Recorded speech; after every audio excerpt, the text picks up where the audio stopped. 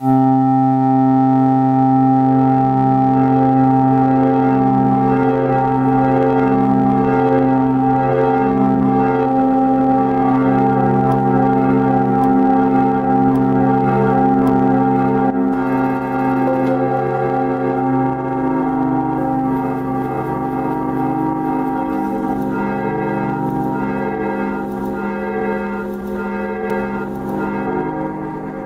evening.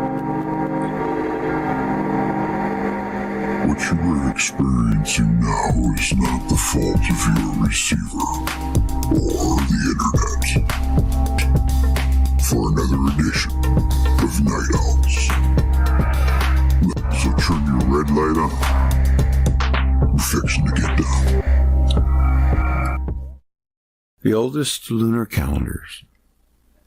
The oldest lunar calendars and earliest constellations have been identified in cave art found in the astronomer priests of these late Upper Paleolithic cultures understood mathematical sets, an interplay between the moon annual cycle, ecliptic, solstice, and seasonal changes on Earth. The first lunar calendar, the archaeological record's earliest data that speaks to human awareness of the stars and heavens, dates to the Aurignacian culture of Europe, circa 32,000 BC. Between 1964 and the early 1990s, Alexander Marshak published breakthrough research that documented the mathematical and astronomical knowledge in the late Upper Paleolithic cultures of Europe. Marshak deciphered sets of marks carved into animal bone and thickens, and occasionally on the walls of caves, as records of the lunar cycle. These marks are sets of crescents or lines, artesians, carefully controlled line thickness that suggest a snake deity or streams and rivers. Aurignacian lunar calendar diagram drawing after Marshak A. 1970. Notation: Dans les gravures du Paléolithique supérieur, Bordeaux, Delmas/Dans maps. Many of these lunar calendars were made on small pieces of stone, bone, and antler, so that they could be easily carried. These small, portable, lightweight lunar calendars were easily carried on extended journeys, such as long hunting trips and seasonal migrations. Hunting the largest animals was arduous and might require hunters to follow herds of horses, bison, mammoth, or ibex for many weeks.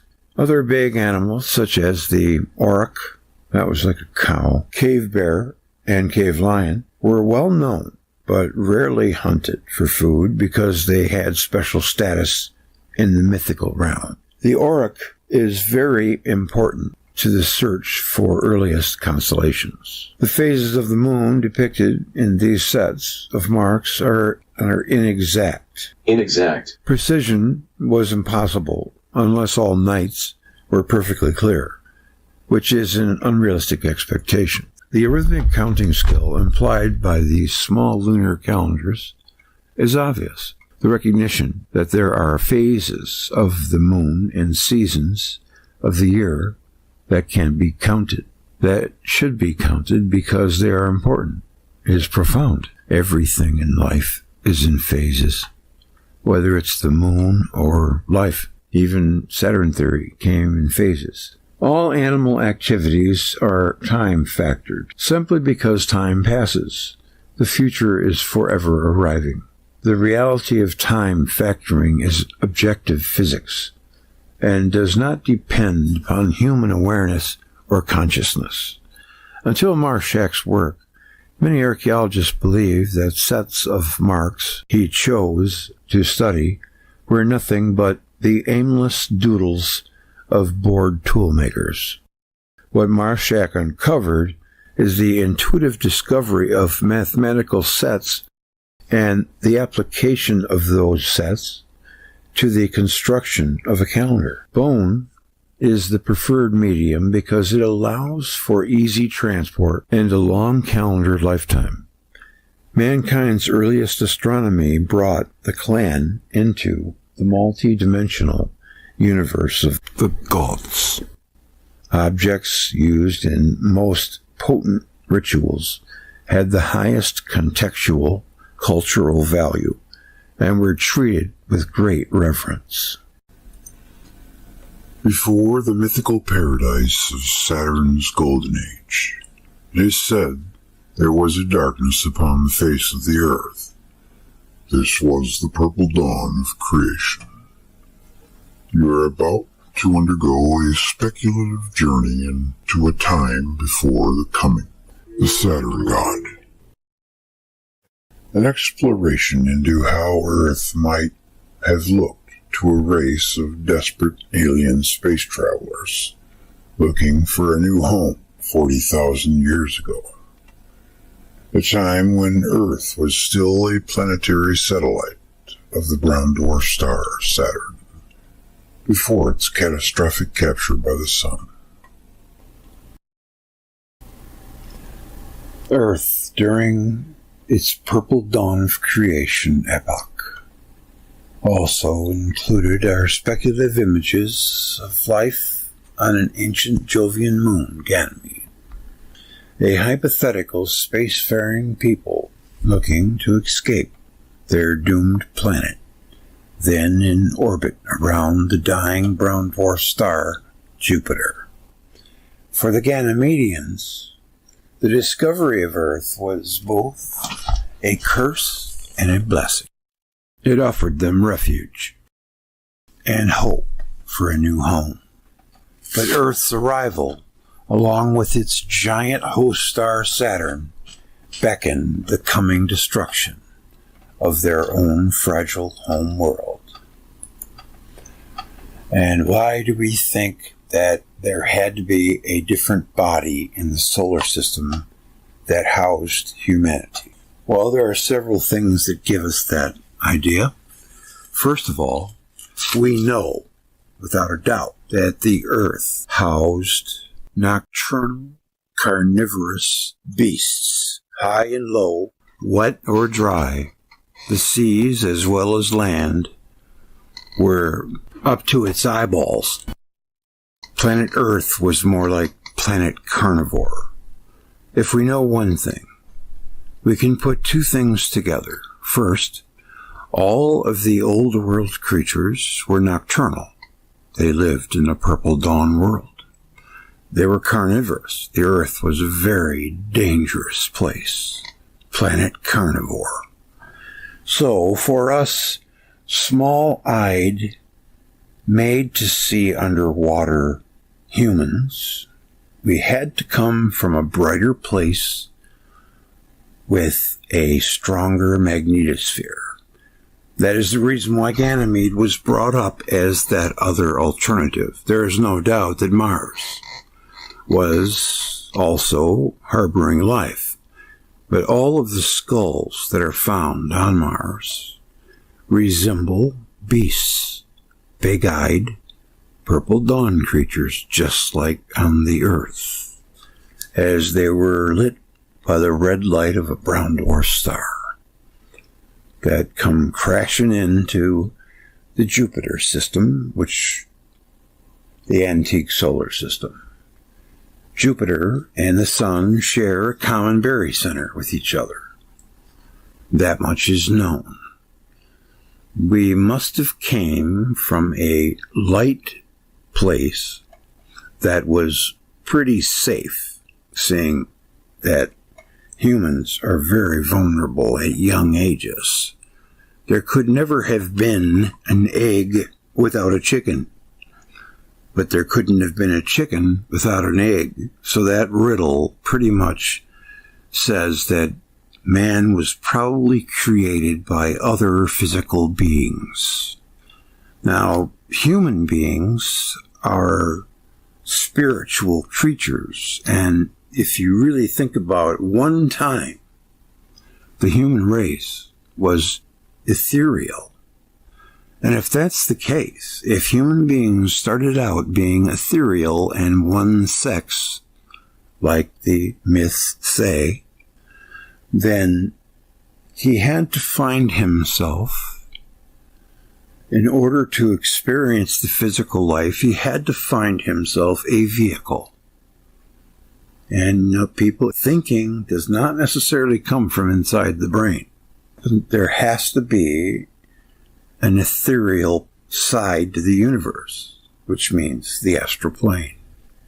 Now, these are just my lamentings. Back to the story. But what the Ganymedians found on Earth was nothing like the once warm and safe oceans of ancient Ganymede. On Earth, they found a new and dangerously wild world, fraught with beasts and monsters.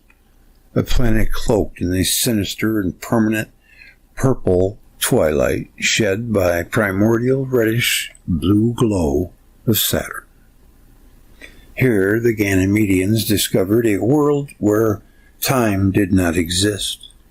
A world whose host star was on a destructive collision course with the sun, and would eventually destroy their own ill-fated world, Ganymede.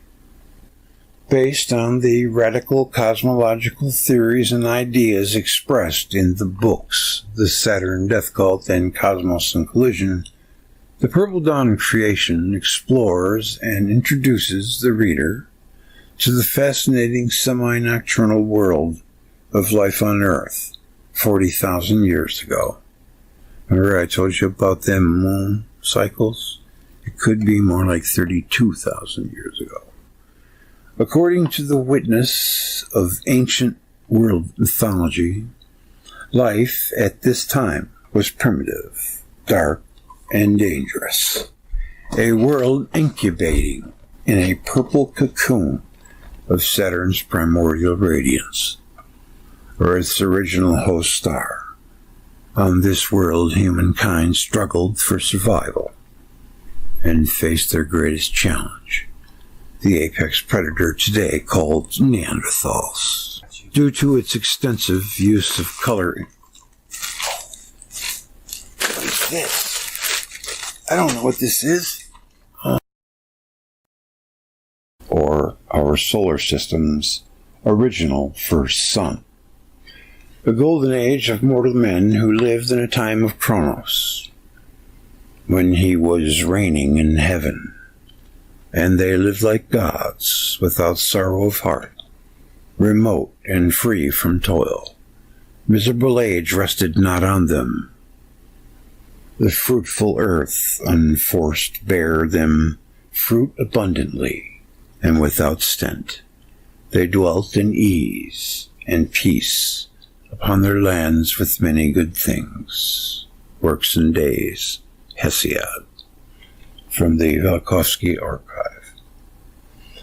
Golden Age was when Earth was thought to be closer to Saturn, or Saturn's plasmosphere was large and encompassed the Earth. Saturn, known since the most ancient times as Saturnus Mons, and was seen as a god of generation, dissolution, plenty, wealth, agriculture, periodic renewal, and liberation. In later developments, he came to also be a god of treasury, a god of time. His reign was depicted as a golden age of plenty and peace. The temple of Saturn in the Roman Forum housed the state treasury.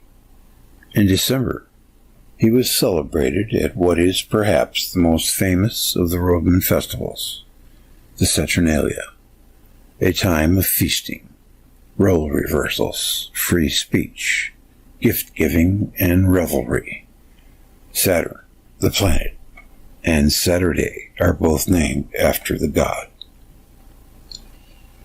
This meant that our planet had a very steady environment, one that was healthy and beneficial to all forms of life, hence the Golden Age.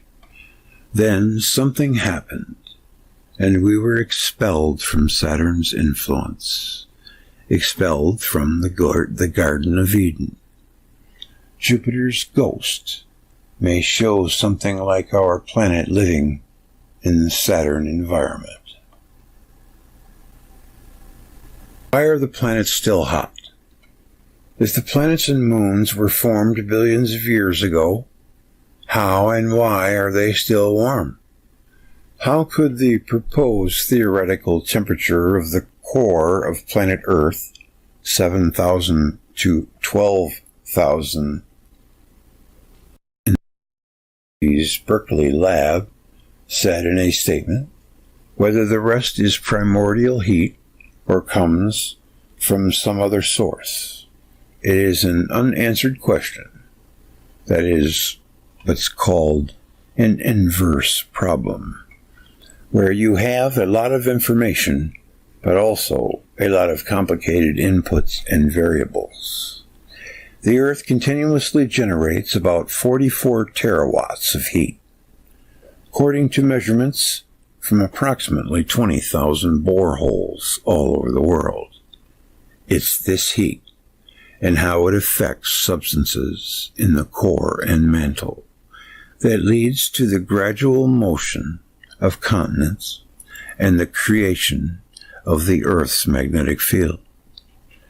Exactly how this heat is generated has been difficult to measure, since the inner layers of the planet can't be probed directly. Why is Earth so hot? Radioactivity is half the answer. Another thing is, I believe that all of the cores of all of the planets and the sun in the solar system are connected in some way. That's what keeps them hot. That's just my guess. One thing we can say, I think all the cores and the surface of the sun, I should say. A possible mechanism for the live warming of planets, space bodies, was suggested by Monty Childs in his presentation at 2016 Electric Universe Conference.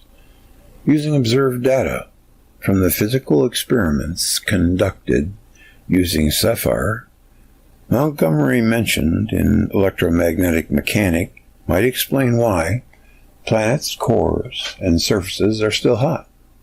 The video below points where he views the temperature of the sapphire chamber and the anode, etc.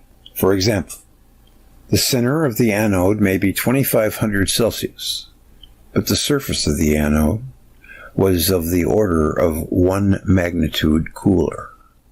The radiation leaving the surface of the anode does so at the speed of light. The temperature takes a lot longer to migrate, conduct through the dense core material.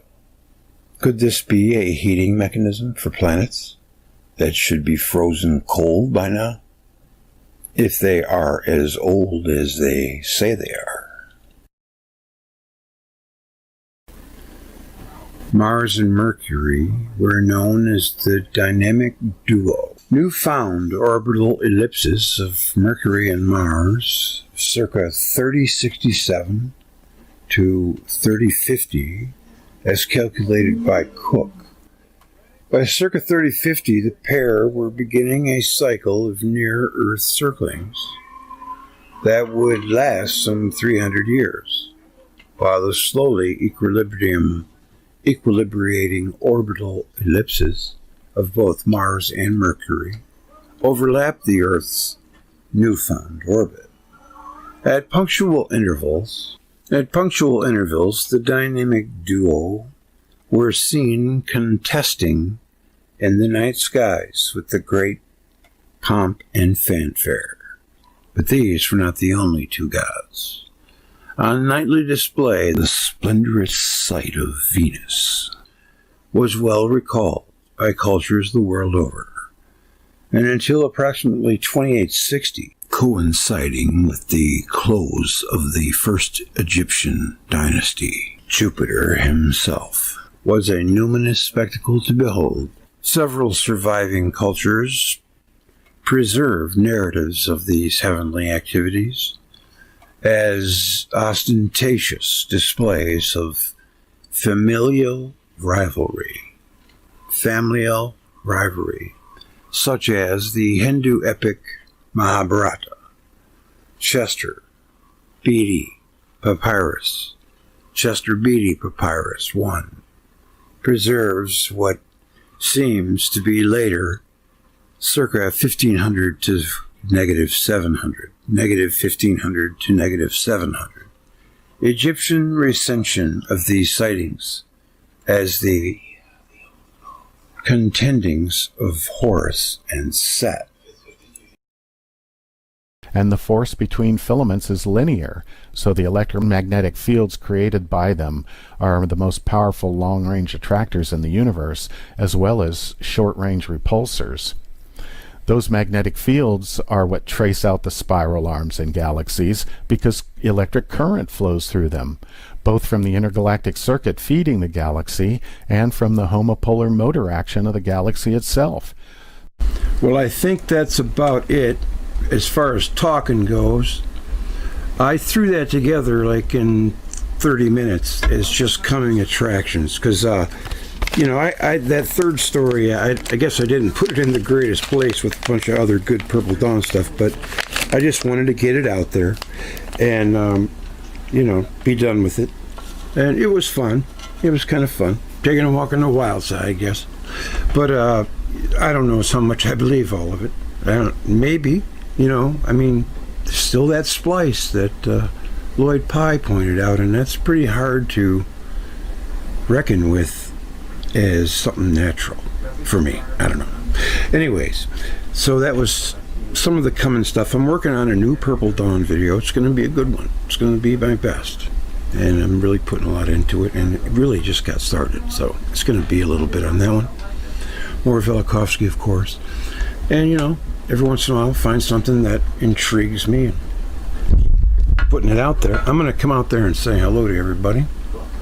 This is cooked. See, I didn't even process the video. I just slapped it together just to try to give you guys an idea of what's coming. It's just some of it. So here we are. Let me get you on TV here. Let me get you on TV.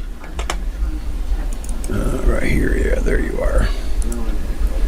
See all your pretty smiling faces. All right, I'm sick tonight. Valerie, are you sick, really? I hope you're all right. I don't like to have anyone sick. Barb, hello, Barb. Yeah, I love flowers of love. Got this cute little turtle backpack. Looks like an elongated skull person. You reading live, Greg? Well, no, I was, you know, since I was really laid back, it was really late when I did that. It was a couple.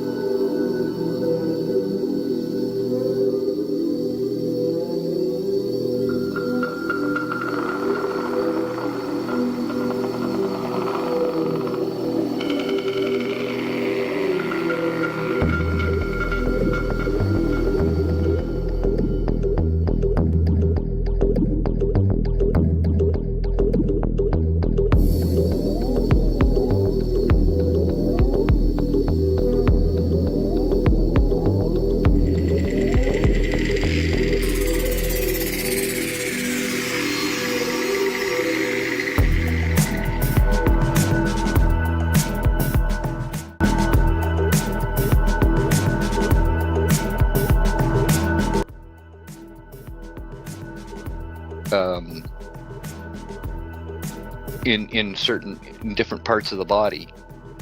Yes, I've heard that before. You've not read up on Jerry Tennant's stuff? Well, I have clearly not enough. Not enough. Yeah. I've seen a couple of his presentations, but I'm not real familiar. I know he has something to do with water.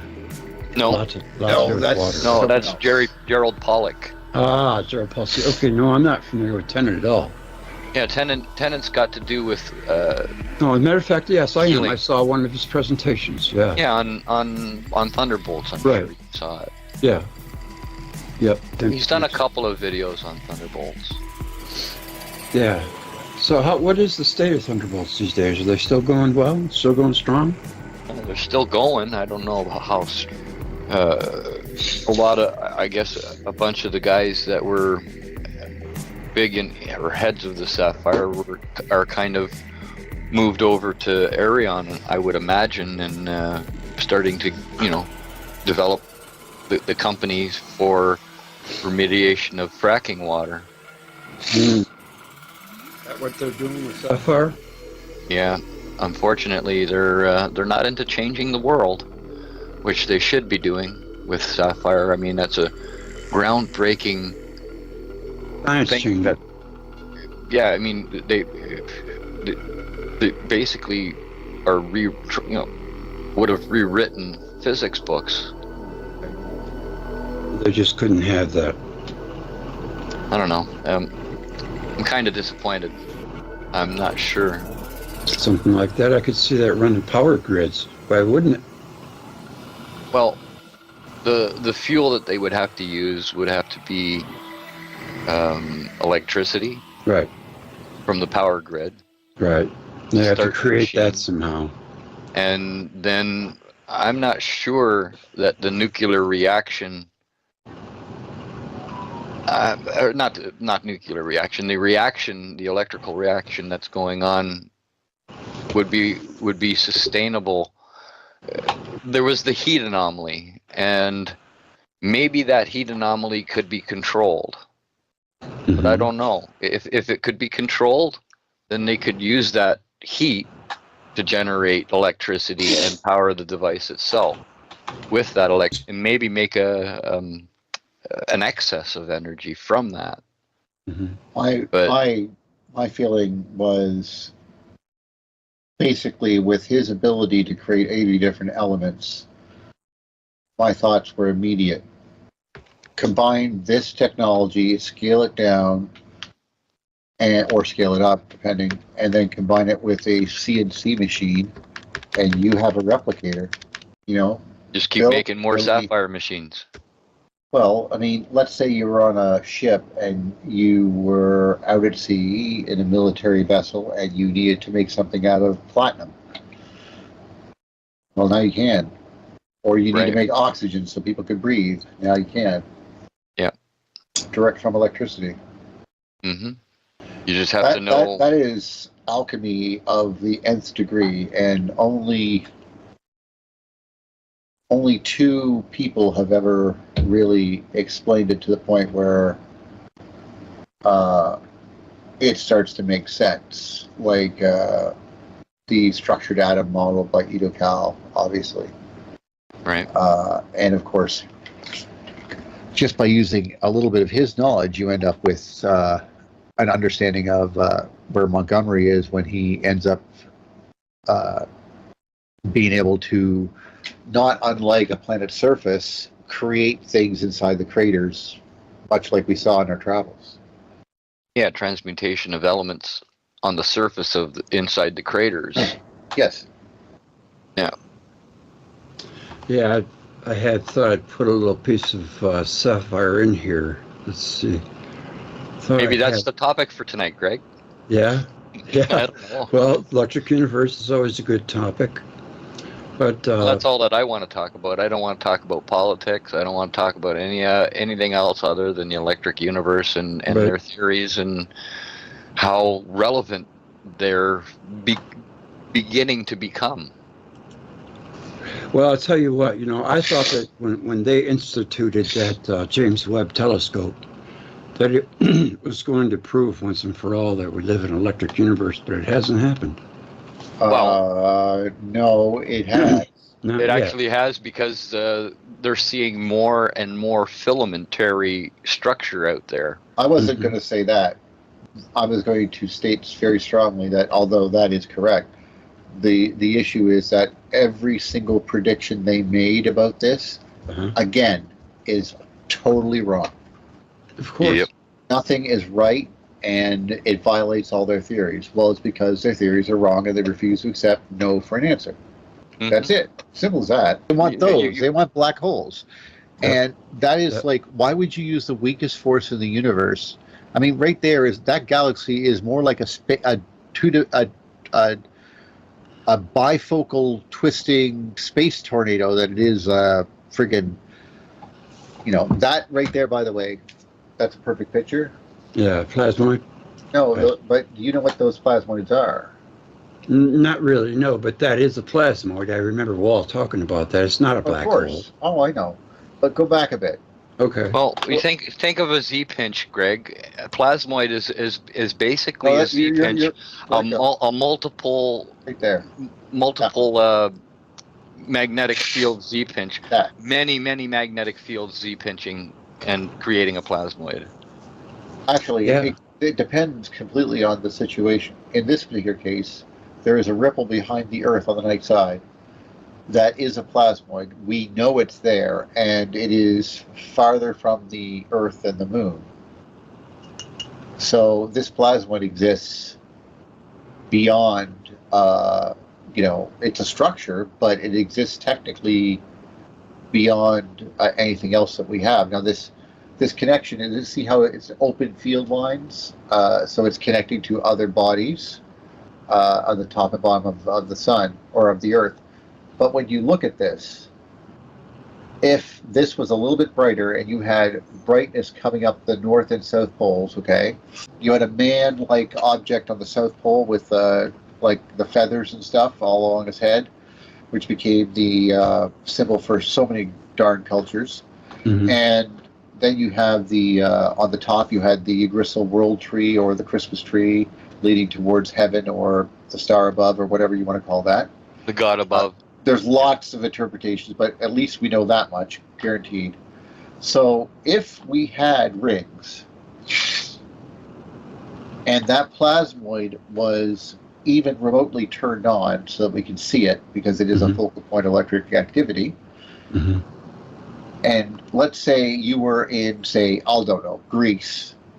So you're in Greece, you're looking down towards the south, and in the sky you see giant rings. You call these rings the 7 seas because there's 7 of them. Mhm. At night, a shadow of the Earth comes across this location. Okay, this river in the sky. River Styx. Right, but imagine the shadow of the Earth across those rings. What would it look like? Directly, if it was in the middle of the sky and it was midnight, so the sun is directly behind you, what would you see? I don't know. What would you say? Well, if I was looking at that, knowing that plasma, it would probably be glowing red. So you'd see 2 red eyes in the just above the, and it would look like a cloak, which is covering the rings. I And see. he's carrying a sickle, which is shining back towards your eyes directly from beside the shadow of the Earth, because that's what happens, say, with wet grass. The Reaper. You see the sun's behind your head and you have a halo around you. Well, that effect would be occurring to anyone on either side of that thing. You would see the metal sickle. This is the boatman. This is the Grim Reaper. And it's in the right direction. That is where all the gods go to die. It's not hell. It's the underworld. Mm-hmm. It is, and that's when these things went further and further out from Earth. Eventually, they started sputtering. Earth was dimming down. The power is being transferred to these big bodies, obviously, because they can take more, and they're highly charged bodies. But again, with that idea that they are highly charged, I question the very validity of the fact that they may be gas. And when I the think ancients that talk they are about solid. yeah. Mhm. Well, they're packed with electrons in there, but when the ancients talked about the underworld, they weren't talking about under the ground. Right. They were talking to the about south. space. Yeah. Out If you in were on the space North there. Pole, if you were in the northern hemisphere, then the dead gods traveled out from the Earth and went 5 to 8 astronomical units or further out there. That's where they stopped when they almost collided. Now, Right. Earth was free at that point. The Great Flood happened as all the water rebalanced, and here we are. Well, for lack of a better term, I mean, it might not have been exactly the flood of Noah, but this was obviously a tumultuous event that is attributed to the younger Dryas flood. Now, Well, Raymond says that the Sumerians say that when the earth touched Enki's shoulder, that's when the flood happened. and who's Enki? Enki. No, I mean, I want you to tell me who Enki is, or for everyone so they know. Enki is the main god in Right. in Sumerian lore. I mean, the oldest versions of Enki, he created all the rest of the gods, not Anu. No, Enki. I understand that. I My was thoughts- told that his name was Ea Inky, and that's where we get the Earth from. I don't know if that's true, but that's what Billy Carson says, you know. Well, Billy Carson, I don't know him. Yeah, I don't watch him. He's one of those guys that he's grabbed the mainstream, he runs with everything. Yeah. Yeah. So, you know, but he's doing pretty good for himself, so yeah, can't complain. But yeah, I know, you know, plasmoids have always perplexed me because where do they come from? They come from, obviously, Z pinches create them. Z pinches. So, okay, well, what they're just focuses of magnetic and electric energy in a plasma. Flow. In a flow of electric magnetic energy, they are in a pinches plasma, in yeah. that, within that, and they can be They don't happen either in complex wires, for pinches example. or they can be happen- very. I wonder if very it gets a Z easy pinch somehow. pinches. Sorry, what? Well, no. It's not a Z pitch in this particular case. The plasmoid is a secondary inductance from the main current running down the pipe of the Earth's tail out away from the sun. So this plasmoid, it exists there simply because right in front of it is the Van Allen radiation belts, right? Mhm. So Okay. there is a space, and then this plasmoid exists. Well, the reason that this happens to be that way is because this plasmoid is actually basically like a secondary current, not unlike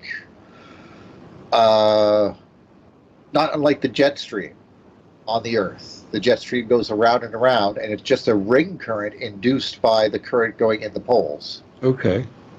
We would have to be in a more energetic situation, like as when Saturn came into the solar system, displaying like a comet that gave a lot of energy to the Earth system, and you I would don't be think able to that's what see. caused that. No, but you would be able to see, like in glow mode. Oh, for sure. Yes. In no doubt. glow mode, you would be able to see that plasmoid if there was a large dump of energy into the system. Well, yes, it's but I think what happened is that over the course of, several millennia BC, things began to turn off and on. They were only on when they were close to the ecliptic of the sun. Yeah. So as they crossed it, they might light up again, and then eventually they didn't anymore. Well, that was when Earth was closer to the sun, and No. I'm talking its about something charge. more recent. I'm talking about when these bodies were no longer fighting themselves, and they would basically they turned off, and you only got the aurora from Right. Jupiter like we have today. But when it went across one of these things with more charge, it bolstered itself, Yeah, well, and it became just like- visible again. And we waited for those moments, and then eventually they stopped coming. Yeah, well, I was just going to say, they came because Earth was slightly differently charged than it is now. Well, I'm And- talking about things and that are when just moving away from us. When That's it all I went mean to say. into the ecliptic, it would brighten up, Yes. it would turn into glow mode, and then when it went out of the ecliptic, it would Yes. shut off. Right? Yeah. But those were the, I guess you could say, the temporary times where people still could believe in the gods, and then once 2700 BC, or well, actually, according to some, 2685, Venus flared up and then became just a bright dot in the sky, and that was Lucifer rivaling God for his brilliance, and he was struck down for it. Right. That tale is simply one of Venus basically turning off. Like it's no longer has a tail that's glowing. The tail goes into dark mode, and Yeah, and it disappears. as we Yeah. know this, but still the truth of it is that Venus gives off twice as much light as it receives from the sun. So Right. You can tell that just by looking at it in a Yeah. telescope. Yeah, it's really bright as hell. bright as So it looks like it's What's glistening. the brightest thing in the sky besides the moon? Yeah, yeah. I remember reading from John Cook in his book, Yes. what is it, Saturnian Cosmology. He Cosmology.org. said that at one time there were three plasmoids around the Earth. Yeah. That must have been pretty crazy. Well, I think that we saw those plasmoids in addition to seeing them. We saw them get eaten. There was 8 plasmoids, I think, above the Earth when Jupiter rolled on through, or Cronus rolled on through. And those plasmoids were around him, and they appeared to be his children, and then he consumed them. And you have pictures of that, stories about that. Yes. They weren't obviously other planets. These are plasmoids where the current traveling through, remember, we're now all in series. In series, we are a planet stacked atop a planet stacked atop a planet. We're all in series with each other. That means that we have the same current traveling between us, which is why the Earth was so being basically Saturn enveloped in cometary in Saturn's, inside of Saturn's thing, which pushed cometary glow, pushed our ionosphere much further closer to the Earth. And that was the way that we lived. We lived with a rainbow sky that had flowing creatures and dragons in it that we could see moving around, twisting. First time rainbows were ever seen, right? No. I honestly think that Janelle Cook was right, that the first time we were dropped off on this planet about 560 or 270 million years ago, at the age of the first flowering plants. The plants that are perennials, because before that we had deciduous or trees that would take years to blossom. Carnivorous, right? Well, they were Coniferous, yeah. And we still have those today, and they are really good at avoiding getting covered in water and drowning. Because it apparently rained a lot, especially in the Purple Dawn area. Mm-hmm. And here you are dealing with a situation where this body is now attached to Earth and shrinking in our electric field. And of course, we all begin to glow, and the potential energy between the Earth and the sky increases so that man can make use of it. Go ahead. Well, I assume, but not necessarily. The trinkets they had that seemed to indicate they had some knowledge of electricity are scant at best. Yeah. But now, I'm not saying it doesn't exist. It's just scant. But you pointed out a few examples, like the priest with the rope tied around him, so just in case. Oh yes. Oh no, stuff like that. So. But those are still even with all of this, it tells me that the Earth had more charge than it does today, and when it started fading, we Stonehenge used to apparently light up with blue fire when they watered it. I never heard that before. Well, that's why they put blue rocks on top of Stonehenge and then they removed them. Not unlike when the Moai of Eastern Ireland got red headdresses that looked like fire, because they were on the edges of the water, and these high things would basically attract the ions in the air, which are heading towards this island anyway. And they're connected directly into the ground, so they ground out through these statues, but it causes them to have this cool red thing. Well, the same thing was happening then when you watered Stonehenge, and then when you were done that, it would only show up during storms, that would glow blue. And then after that, it didn't happen again, so they put the stones on top. Then they took the stones down. But then you have the people who, as you hear from the Tale of the Tempest, wizards that would travel up mountains. Why? To get closer to the electricity, of course. That's why, look at the name, Tempest. Okay. Temptation. No, Tempest is a storm, a violent electrical storm, like God has never seen, type of thing. Like a giant thunderstorm. I didn't know that. Well, yes, or usually in water. We were caught in a tempest. Yeah, I've heard storms described as tempests before. Yeah, so this is the situation that you're looking at, and I think that these people were acutely aware of how to protect their islands from getting hit by lightning.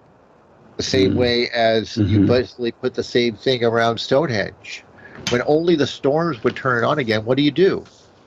Well, since we can travel around pretty freely, but I mean, what do you think the line of menhirs all through France were doing?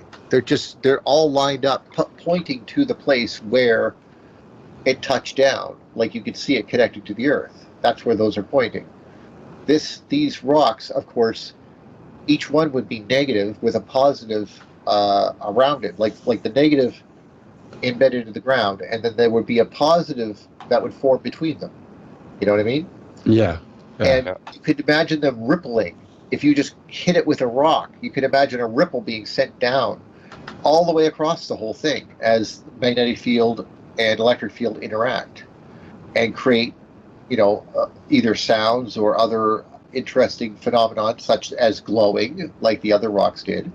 Yeah. Well, what happens then when these bodies, these things are no longer working, but they only come out when it rains? Well, instead of living in caves near these places for their own safety and stuff, or on low hills, they wanted to travel.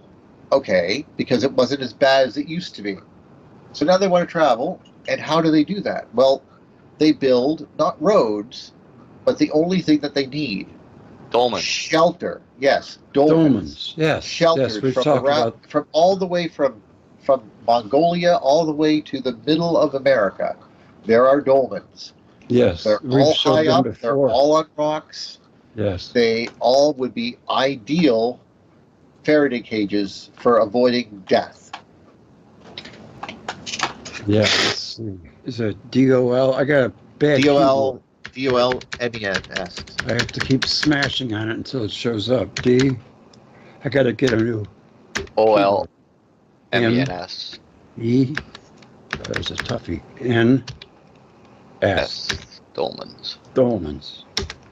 See what this thing says. Poof. And Instant. yeah, lately they've been really not coming up with very good pictures, but this time they did. So these are dolmens.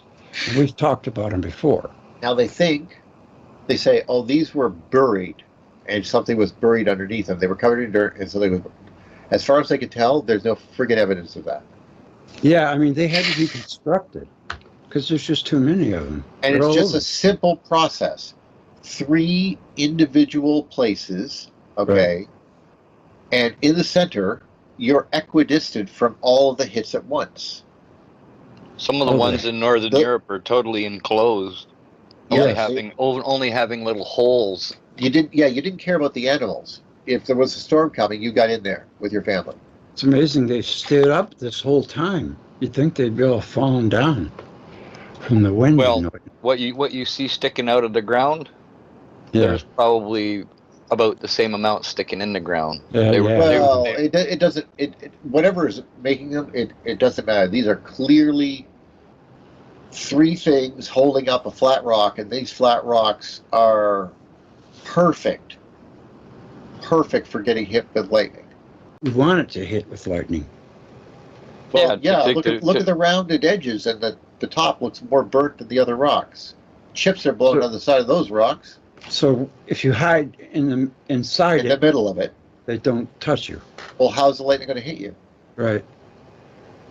Because they don't know much, but they know the stone will carry the lightning away. Yeah. It's probably not the best thing in the world. Obviously today you would not do this. You would use metal and stuff, but the principle is sound. Yeah, some charge could leak through some of the gaps that are in the stone, but generally well, it could even be as simple as people carrying pieces of metal with them to throw, like chains, to throw over the stones, and that's it. That's all you need. Yeah, because true. the chains would take the hits and it would drown it out immediately before it even got to you. Yeah, bring it right to the ground. And notice that they're all on high peaks. Mm-hmm. They're not low. They're designed to be hit. Yeah. Yeah, it sure is a lot better than hit while you're running across the pasture, because a lot of places are barren too. You Well, don't think yeah, they have a lot of and of trees. course, let's say it's a real storm. Do you know why I Mhm. think they also built them on hills? Makes Mm. perfect sense. Because the valleys would flood. Yeah, Yeah. that's right. So you get to these shelters, which tells you that there's not a ton of people, and they look like they were made for traveling. Like you were going from place to place. In between places would be one of these towns. Like Right. like it wouldn't, because the towns would already have caves nearby, right? Cellars, anything they can go into. But these people walking would be totally at the mercy of lightning bolts that are hitting 100 times a second.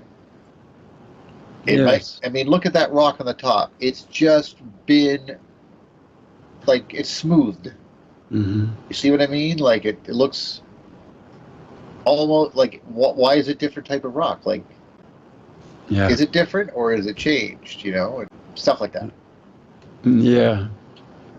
No, this one looks a little more permanent. I can't see them lugging that around. No. They didn't move these things around. No, They were just in between. I get it. Yeah, basically Yeah. for travelers, right? Right. I mean, right. let's say you had two towns far away, took hundreds of miles to get there. Well, you'd want a few of these at the high points. So if Right. you saw a storm coming, you run and get Yeah. in them, Yeah. and then that's you right. wait, and That you get makes sense. now you're dry, mostly. Mhm. Cover yourself with some blankets. The wind's going to suck, but you're not going to die from lightning strikes. And something as big as that could hold not just you but your horses. Yeah. They're pretty big. Those things are amazing. They're all over the place too in Europe. You don't see it in Yes. America though. Yes, you do. You do? Yeah, look at dolmens in America. Just type it in. Oh, There okay. you are. They're everywhere, man. Oh, you're right. They are in the U.S. Oh, damn. This tells me that I don't care what they say. The two cultures on the planet. I mean, there's a culture on the planet that was in both continents. Yes. Look how big that one is. This one I went past. I mean, look yeah. at that. Look at that. You could basically squeeze you and all your sheep in there. Yeah. Remember, you don't have to live there. No. You just have to survive the lightning, Yes. that storm that goes by. That's the Because core it- of the lightning rate. It Well, must before- have been really violent. Before the Earth expanded and got larger, and Well, I mean, killed off this a lot I of think the this is a animals. long after that. Yeah. I mean, I mean, sure, maybe it was built millions of years ago, but in my professional opinion, no, I think it was just I don't basically think- built out of desire to be able to, like, there's no roads. I don't think the dinos died millions of years ago. I don't think so either, but I can't exactly prove it with any certainty. Well, there is evidence. There's to- flash. Yes, there Right. is, and I Yeah. could have a wonderful discussion about it, but it Yeah. doesn't necessarily mean that everything is true, as much as I might want it to be. I need a little bit more than that, although that is tantalizing. What about that? They found T-Rex blood. How Yeah, can blood? no, that's the survive? one I'm talking about. That's the Yeah. one that I They, was no, like, they didn't. They didn't find T-Rex blood. They found soft tissue from T-Rex. Once they okay. dissolved the bone Oh, in I thought acid, there was they a blood. found. Well, they found cells, blood Yeah. cells. They found soft tissue. They found ligaments, tendons, things and like there's that. there's no way that something 65 million years old should have any of those things. Exactly. That's my point. Exactly. 65,000? Maybe. 70,000, maybe, but not 65 million. It would all have turned to dust and stone.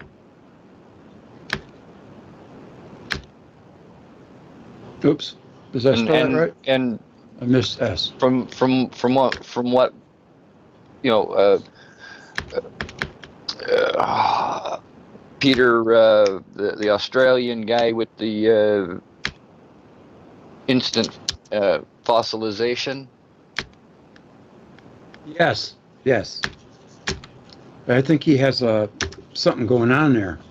Yeah, so I mean, these There you go. dinosaurs were instantly turned into stone, maybe 20,000, 30, 40,000, 60,000 years ago only, because there's legends of the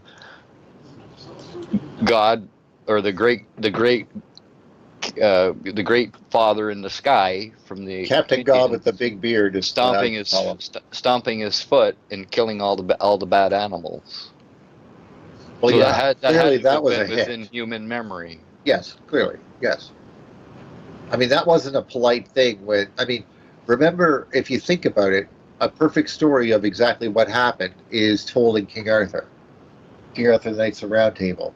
When the king got sick and was dying, the land got sick, and then he had to go away on a burning boat, which is exactly what happened to In the Sky.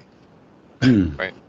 You know, and that's why we see pictures of boats like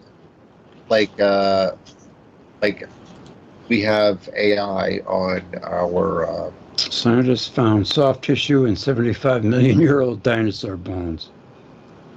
Which one do you want me to choose? Doesn't matter? Not the one that says explained, because they're going to try and... Right, I get that, yeah. So, fiber cellular structure. Click on that one. Fibers and cellular structure. Below. Yeah, I got it. Fibers and cellular structures preserved in 75 million-year-old. I don't like accepting cookies. Hold on. Try another one. Oh, no, not explained. Try that one, yeah. Okay. Unlike bones and teeth. Yeah, Mary Schweitzer. Mary Schweitzer? That was the scientist that first found this phenomenon. Mary Schweitzer. Mary Schweitzer of North Carolina University found collagen fibers in the fossilized leg bone of a Tyrannosaurus rex. And she went on to find more than just that. She went on to find blood cells and blood vessels and ligaments and tendons and things like that too. Yeah, can we watch this? I probably can. I don't know if it's going to play though. Well, see, now that says thousands of years, not even that many thousands of years. And that points to what? Instant fossilization, instant electrical fossilization. Right, and that was in my view, anyway. I don't know about how Neil thinks about it. What do you say, Neil? What was his name? Jupe? I think his name was Jupe. Who? His name, the Australian gentleman who brought that out. Jup. Jupe. Yeah, Jup. Peter Mungo Jup. Oh, I thought it was Jupe. Okay. It's Jup. It's tomato. No, it's Jup. Okay. That's funny. Tomato, whatever. Didn't they first fire the first person that found it, and they got the job back or something? I heard something about that. 30 seconds may have made all the difference for the dinosaurs. I just think that they're a lot. They're not 65 million. Maybe they were dinosaurs 65 million years ago. But they didn't. I think it hasn't been that long at all. Do you think humans and dinosaurs coexisted? I honestly, I've seen some interesting ideas and evidence with regarding tracks and stuff, but to say that as 100% proof, when it does seem very convincing, but also, we've been fooled before. So South American carvings of people riding dinos. Sure. Yeah. I'm fine with that too, but except the guy asked for more and more of these things, and so people provided them. I mean, if the guy's paying this much money that's going to keep your family fed for a freaking half a year, that's going to be your new industry, making these. It's possible that some of them are fake, but I would assume that some are. Not all, maybe not all of them, of course, especially the beginning ones they found. Yeah, the stuff at the beginning. Yeah. Through 1997. What's his name? Father what? I don't know. I don't know his name. At this. Medical pathologist examined dinosaur bone under a microscope and found dinosaur blood inside the bone. Yeah. Yeah, that's the part I was very interested in. Yeah. So, we're talking maybe 4,000 or 5,000 years. Could be as many as 60, Greg. Yeah. But I'm more inclined to 20,000. Like the Electric Universe, Wallace said that the artwork started changing dramatically 20,000 years ago. Yes. Humans' artwork changed dramatically 20,000 years ago. We went from naturalists to like the Neolithic age that didn't make sense. Symbols and Yes. all that kind of thing. You Which imagine? led, of course, to Carl Jung's interpretation, which I think is wrong. Like him as a thinker, but Not Jung, right? yeah, well, you know what I mean. Yeah, Carl Jung. J-U-N-G. Jung. J-N-U-G. Or J-U-N-G. Yeah, his interpretation of the archetypes is not correct. Oh. Yeah. I'm not really familiar with a lot of his work. I know a lot of people. Well, he was the big guy that everybody follows with the archetype, with the archetypes. Ah, yes, okay. All the mainstream follow his work on archetypes, but we in the electric universe understand that the archetypes were the planets, and the planets did bad things from time to time, and that's why we made them gods. Yeah. We made the planets gods, yeah, because they were right in our face, right? Yeah. Saturn was Well, above you the have North no Pole. choice. They were right there every morning, every night. In a way, and I kind of find this funny, the technology that we want to simulate things Yeah. is very similar to the need to sort of reach into the past or somehow recreate a golden age. You know, like they don't want to be here, they want to be there.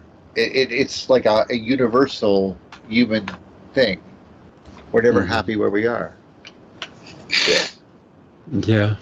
Well, I'm pretty happy where I am. I'm not expecting any more or any less of the world than what I'm receiving. So I just day to day it, man. Yeah. Yeah, I'm doing the same thing, Shockwave. And I got my little family, and I'm pretty happy. I could use a lot more cash. But, Well, can't, but you know, outside of that, we struggle, but we make it, you know. it's not going to come down from the sky like a lightning bolt. We always get through. Yeah, I know. I know what you mean about that. Sure isn't.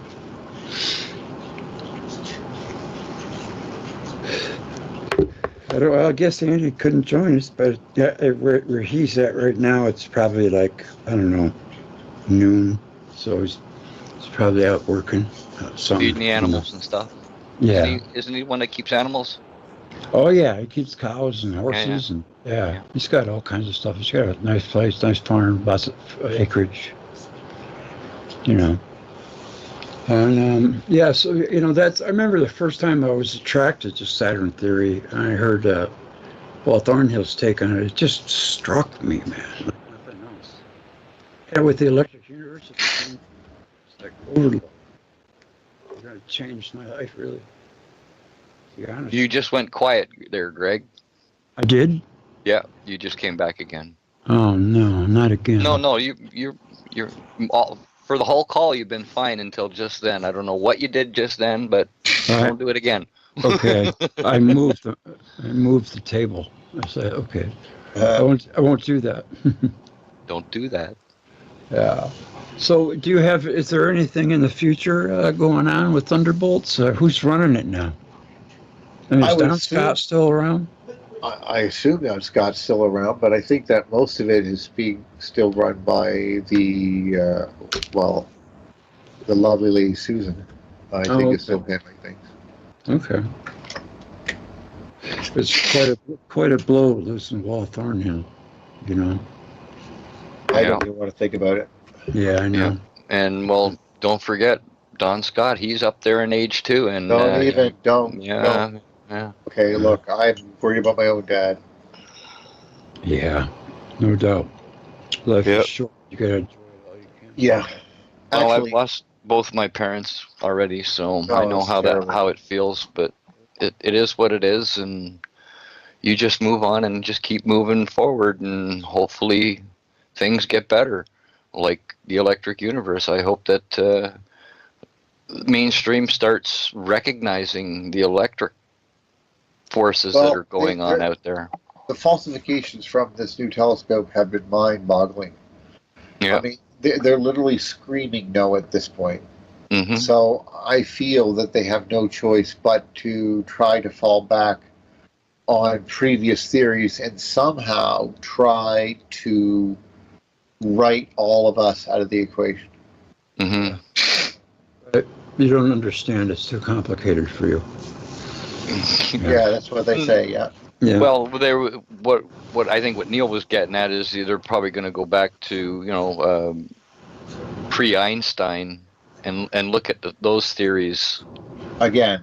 and yeah. see what would fit best, and then make their own electric universe out of it. There is no way that dark matter being something that is required to hold a galaxy together because Newton's laws demand it. Hmm. That is a falsification. If your theory is Newton said this and your answer is wrong by a factor of 10 or 100, Oh, 100, almost 100. It's then you're 98% of the universe is you're dark matter. it's completely pointless Yeah. because Well, you're actually, basically saying this stuff doesn't even exist. they've and adjusted that number ignoring- down. Well, it doesn't really matter. The point is adjusting numbers or anything really is not the point. The point is how is this going to react and what is going to happen when Betelgeuse finally hits its real size. Because what it's doing right now is it's pulling back its glow mode into arc mode. That's it. And it's not going to bust into a nova or anything. So it's brightening. well, it's basically becoming something similar to our sun. As opposed Expanding to and something. contracting. No, it is like when we were orbiting Saturn and we were inside its glow. Well, it's quite possible that around Betelgeuse there are a whole whack of planets inside that plasma, and once it shrinks down, then they'll be able to see stars for the first time. If they survive. Well, it's not killed them yet, hopefully. I mean, remember what happened with us? All those ions mixing with the oxygen just made it rain. Yeah. For like 200 million years or whatever. Well, I don't think it was just the ions. I think there was a lot of material that was expelled from Saturn, and There is a debate on that. came through the Saturn's shoulder. In other words, it's brand new belt, which was salt water, and that's where all our salt water came from. Because the NASA's told us that they've isotopically checked the water in that ice, and it's identical to Earth's isotopically. And Saturn's rings. Yeah. Yes. I'm not arguing with any of that. I'd like to hear more on it, though. But yeah, that's true. I read that article too. I did a show on it. I'm really stuffy, and I'm not holding it well, so I'm going to cut this short if that's okay. No, that's okay, guys. We got a pretty decent show out of this. Just you want to try again? Just for me, I would love to try again, especially even this weekend. I think this was a lovely show. It didn't last long, but it was great information, and we got an hour. So hey. Oh, well, that's good. That's not so bad. I did record, right? Yes, it's recording. Yeah, it looks Okay, like I see Thank a red God. dot. Yes. Thank God, yeah. Well, we With got a an circle. hour. I see a red dot with a circle around it. What But is I that? would Is that love Saturn? to come on board. I'm just feeling a little under the weather. So. Well, I love this talk. Sure, let's do it again. When do you guys want to do it? Anytime you want, just give me a couple days in advance, and I'm okay. It's just when it's really recent, I don't know how I'm going to react because I might not be I ready. can do it tomorrow night, but I can't do it on Sunday night because I got to go out scouting. I could probably do it tomorrow night too if you really want to. All right. Well, depends on your family. See how things go tomorrow, and I'll let you know. All right, perfect. Maybe we can get Andy on board too, and Polygirl. I agree, and I miss you all. So I do too. I miss you all. I really love talking to you guys. You bring a lot to the table, and I do appreciate it because you're helping me out. Once a It's month, my let's do a show, pleasure. Neil. Once a month, Hey, let's do a show, Neil. hey, give me a moment. I'm thinking about it. Okay. Well, you got support from take me. your time. There's no pressure. Just a suggestion. That's all. I know. I feel like I'm falling down, but at the same time, I can't let my my failure to do things that I normally could do is not my fault, Yeah. and I have to recognize that. It's a burden. I mean, it's hard. It's not a burden, but it's hard. It's hard work. It's not easy. And it's not something I'm used to at all, like being, not being able to do what I was doing and not being able to keep up, and Yeah. Just think Anyway. of a topic and we'll do a half hour on Oh, it. I know. I'm totally fine with any of this. It makes me feel better. It really does. I just Okay. wish I could Hope stay so. longer. I hope so. Well, let's see how we feel tomorrow, and if not, we'll work out another time. It doesn't matter, but I'd like to. I'll try tomorrow. All right. Okay, Yeah, a guys? couple days advance notice isn't bad, Greg. But yeah, tomorrow was awesome. I'm in. Okay, man. Well, I'll right. see you guys tomorrow then. Miss you all. See you soon. Good night, everybody. Great talk. Bye.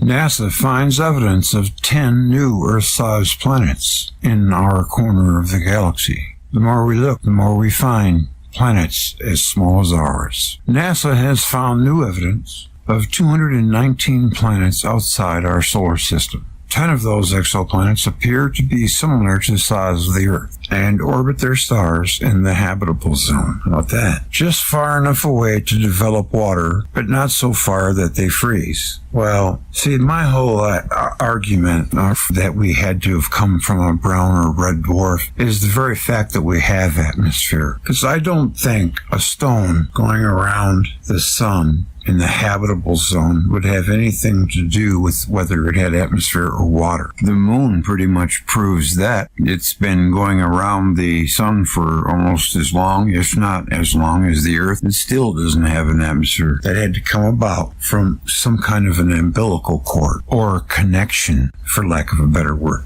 if you know what I mean. Or a natural process. It wouldn't just start happening on a dead planet spontaneously. The potential discoveries are part of the final catalog of results being released from the first Kepler Space Telescope mission. Kepler has been surveying the Cygnus constellation since 2009. During that time, scientists have found more than 5,000 potential exoplanets in an area of the sky about 3,000 light years away from Earth. Today's announcement whittled those candidates down to 4,034. A total of 2,335 of those have been verified as exoplanets, 21 of which are Earth-sized and orbit in their star's habitable zone. Earth-sized planets are of particular interest because they can teach us about how our own planet formed, and because there's a small chance they could harbor life. Like I said, I don't think there's too many main sequence stars that just develop planets without some kind of an umbilical cord. That's what I think it's the red or brown dwarf, or both.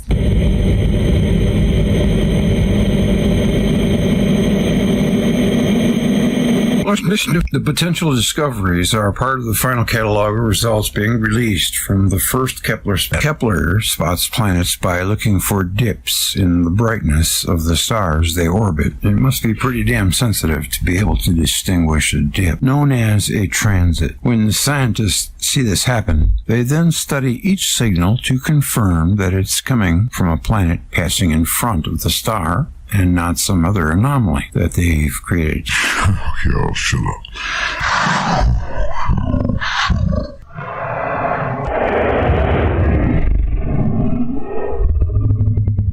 If it is a planet, the Kepler data can be used to determine its mass, size, and orbital period, or how long it takes to go around the star. New Kepler planet candidates. To get these newly refined results, the team moved away from identifying each signal by hand, an inconsistent method, according to Susan Thompson, a Kepler research scientist for the SETI Institute. You'd walk in and you go. Looks like a transit. Looks like a transit. Looks like a variable star. You know what I mean? It was like junk, variable star. Oh, planet. It would be like that. We stopped doing it that way, she said during a NASA podcast interview. So to fix this, the Kepler team simulated their own positive and false signals of planet transit and compared them to the actual data from the mission. This allowed the team to figure out where they might have overcounted or undercounted a particular type of planet. I mean, you gotta get it dead eye. The result is that this final catalog should be the most accurate ever released by the Kepler team, of course. NASA is getting better at identifying Earth-sized exoplanets in other ways, too. The team spent 5 years working with the operators of the ground-based Keck telescope in Hawaii to study 1,300 stars that hosted planets of these sizes. From that effort, they were able to surmise that Benjamin Fulton, the lead author of this study, called a major new division in the family tree of exoplanets. During a press conference about the news, he compared the identification of these new planet classes to the discovery that mammals and lizards are separate branches on the tree of life. The division now is between two categories: super Earths or rocky planets, about 1.5 times the size of our own, and mini Neptunes, glassy planets, more than 2.5 times Earth's size. Well, that's good news for the exploding planet hypothesis. That means Earth is going to be allowed to get a lot bigger if you have 2.5 times bigger. Their terms were already used, but were sometimes considered interchangeable. It's an important distinction to make because Neptune-sized planets are almost always inhospitable to life as we know it. Our result sharpens up the dividing line, but if they are so big, then they're not favorable for life, Fulton says. Our result sharpens up the dividing line. I see. Over like what size does life stop appearing on a planet? That's interesting. Let's see. Virtual planetary. They still believe in the accretion fantasy. Better knowledge of how to find planets like our own will help scientists sift through this final catalog of data from Kepler's original mission. It will also allow scientists to write better lists of promising targets that more powerful telescopes can study in the future. With the final catalog of planetary candidates from Kepler's original mission released, I'd like to see that. I'm going to search for that. I'd like to check out some of the systems, maybe talk about them. NASA will now focus on the K2 mission, which began in 2014, which has found over 100 different exoplanets so far. Exoplanets are interesting, especially in other solar systems. Was started as a way to give. It will also allow scientists to write better lists of promising targets the more powerful telescopes can study in the future. The final catalog, planetary candidates from Kepler's original mission released.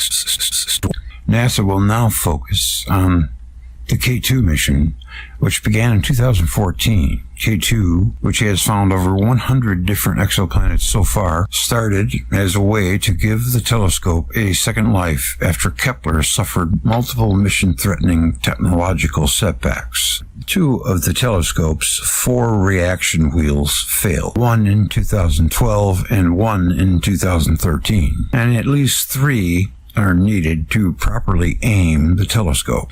Luckily, team scientists devised a clever workaround by using the sun's pressure on the telescope solar panels as a stand-in for the broken wheel. How that worked out. Kepler can still hunt for planets, but photons from the sun don't generate as much force as a reaction wheel can.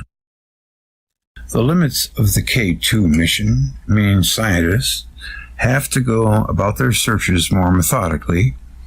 It's akin to picking up leaves in your yard one by one instead of raking them all into a bag. The telescope will continue on with K2 until it runs out of fuel, likely sometime in 2018. Oh, so it's probably already out there just floating around dead now, I guess. This is the first I heard of it. When asked during the press conference how the team felt about Kepler's first mission coming to a close, Thomson explained that She sees it more as a new beginning. It's always a new beginning. Amazing things that Kepler has found. It had shown us these terrestrial worlds, and we still have all this work to do. To really understand how common Earths are in the galaxy. Yes, I know, they are very common. I heard something to the effect of there could be as many as 5 billion Earths in the Milky Way galaxy. That's a pretty impressive number. Saturn's Death Star moon might be hiding in an underground ocean. During a mission to discover whether or not Saturn's moon Mimas was geologically dead, researchers discovered something far more surprising. It's not like we haven't heard that a million times before. Compelling evidence of an underground ocean buried beneath the surface of the Death Star-like moon, Mimas. The researchers say it might be a stealth ocean world, a finding that, if verified, would further expand the number of potentially habitable places in our solar system. Icy moons with evidence of subsurface oceans have gathered a lot of attention from scientists lately. The two best-known examples in our solar system are Saturn's Enceladus and Jupiter's Europa. Don't forget Ganymede. It's the only moon with a magnetosphere. Are considered prime places to search for alien life. Enceladus, in particular, appears to have most of the ingredients needed to sustain life in its seawater, which spews out geysers near the moon's south pole. Now, what do you suppose it's going on that causes that? It has to be an electrical event. But while the surfaces of both Europa and Enceladus show signs of geologic activity, suggesting an internal heat source that allows liquid water to exist. Current. The surface of Mimas is heavily cratered from thunderbolts, leading Southwest Research Institute scientist Elisa Roden to suspect it was just a frozen block of ice. However, Roden now thinks Mimas' cratered-like appearance kept an ocean hidden in research published earlier this month in the journal Icarus. Roden and her colleague Matthew Walker of the Planetary Science Institute in Tucson, Arizona, show that tiny wobbles or librations in the moon's orbit detected by NASA's Cassini spacecraft can be explained by gravitational interactions with Saturn that produce enough heat to maintain a liquid ocean beneath a thick, icy shell. A model developed by the team suggested that icy shell is 14 to 20 miles thick. Findings suggest Mimas is a compelling target to further investigation. Roden said in a release, studying the moon's potential to support an ocean could help researchers understand the prevalence of ocean moons in even more distant and poorly explored locales like Uranus. like Uranus. I hate to be a negative.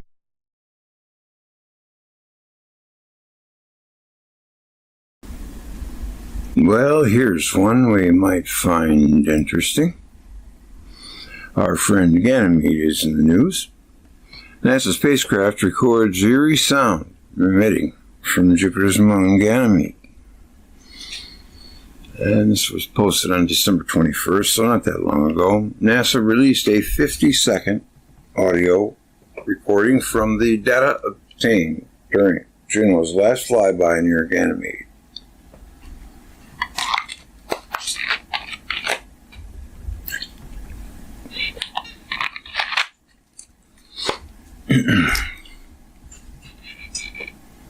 It is the largest moon in the solar system, as we all know.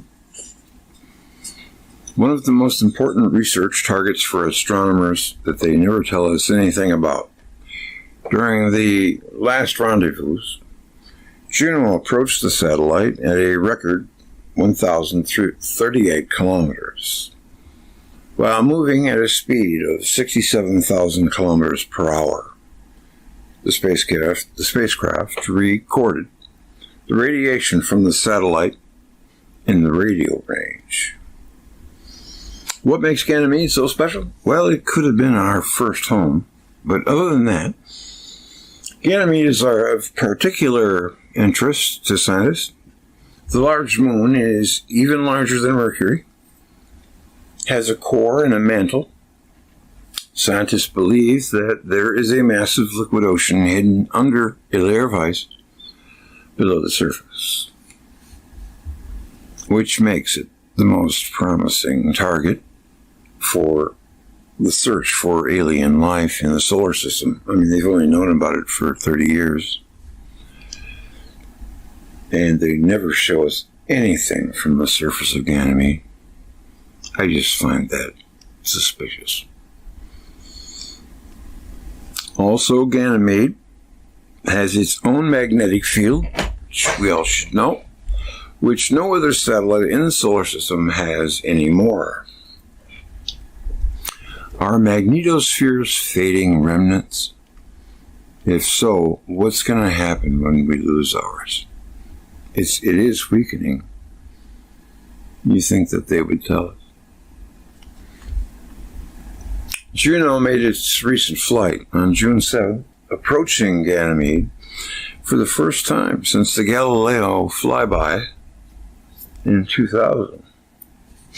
The probe flew over the surface of the moon at an altitude of 1,038 kilometers at an average speed of 67 kilometers per hour. 67,000, that is. In the process, it measured electrical and magnetic waves in Ganymede's magnetosphere, which in turn is submerged in Jupiter's magnetosphere. It took incredible rare images and recorded the radiation from the satellite in the radio range. As a result, NASA scientists shifted their vibrations to convert them into an audio track. Near the sounds of Ganymede. Hear the sounds of Ganymede. It sounds a lot like Saturn. I've heard it. It's just higher pitched. Data is translated into audio frequencies for more than pure entertainment. In this way, small details can be brought to light that might have otherwise been overlooked. Scientists have previously recorded the sounds of the solar system during planetary missions and using probes such as Voyager. Mission Chief Scott Bolton noted that a sharp increase in frequency can be heard around the middle of the recording, a sign at that moment the station moved to another region of the satellite's magnetosphere. The station, huh? I wonder what he means by that. Let's hear it.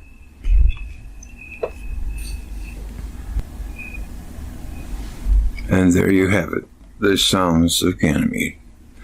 Besides Ganymede's sounds, what's new on Jupiter? Of course, the main focus of Juno's mission has been Jupiter, and the discoveries in this line of work never cease to amaze. The most recent data indicates that over the past 5 years, the magnetic field of Jupiter has changed greatly. The Great Blue Spot equatorial magnetic anomaly is moving eastward at a speed of 4 centimeters per second, relative to the rest of the planet's inner surface. Still in turmoil.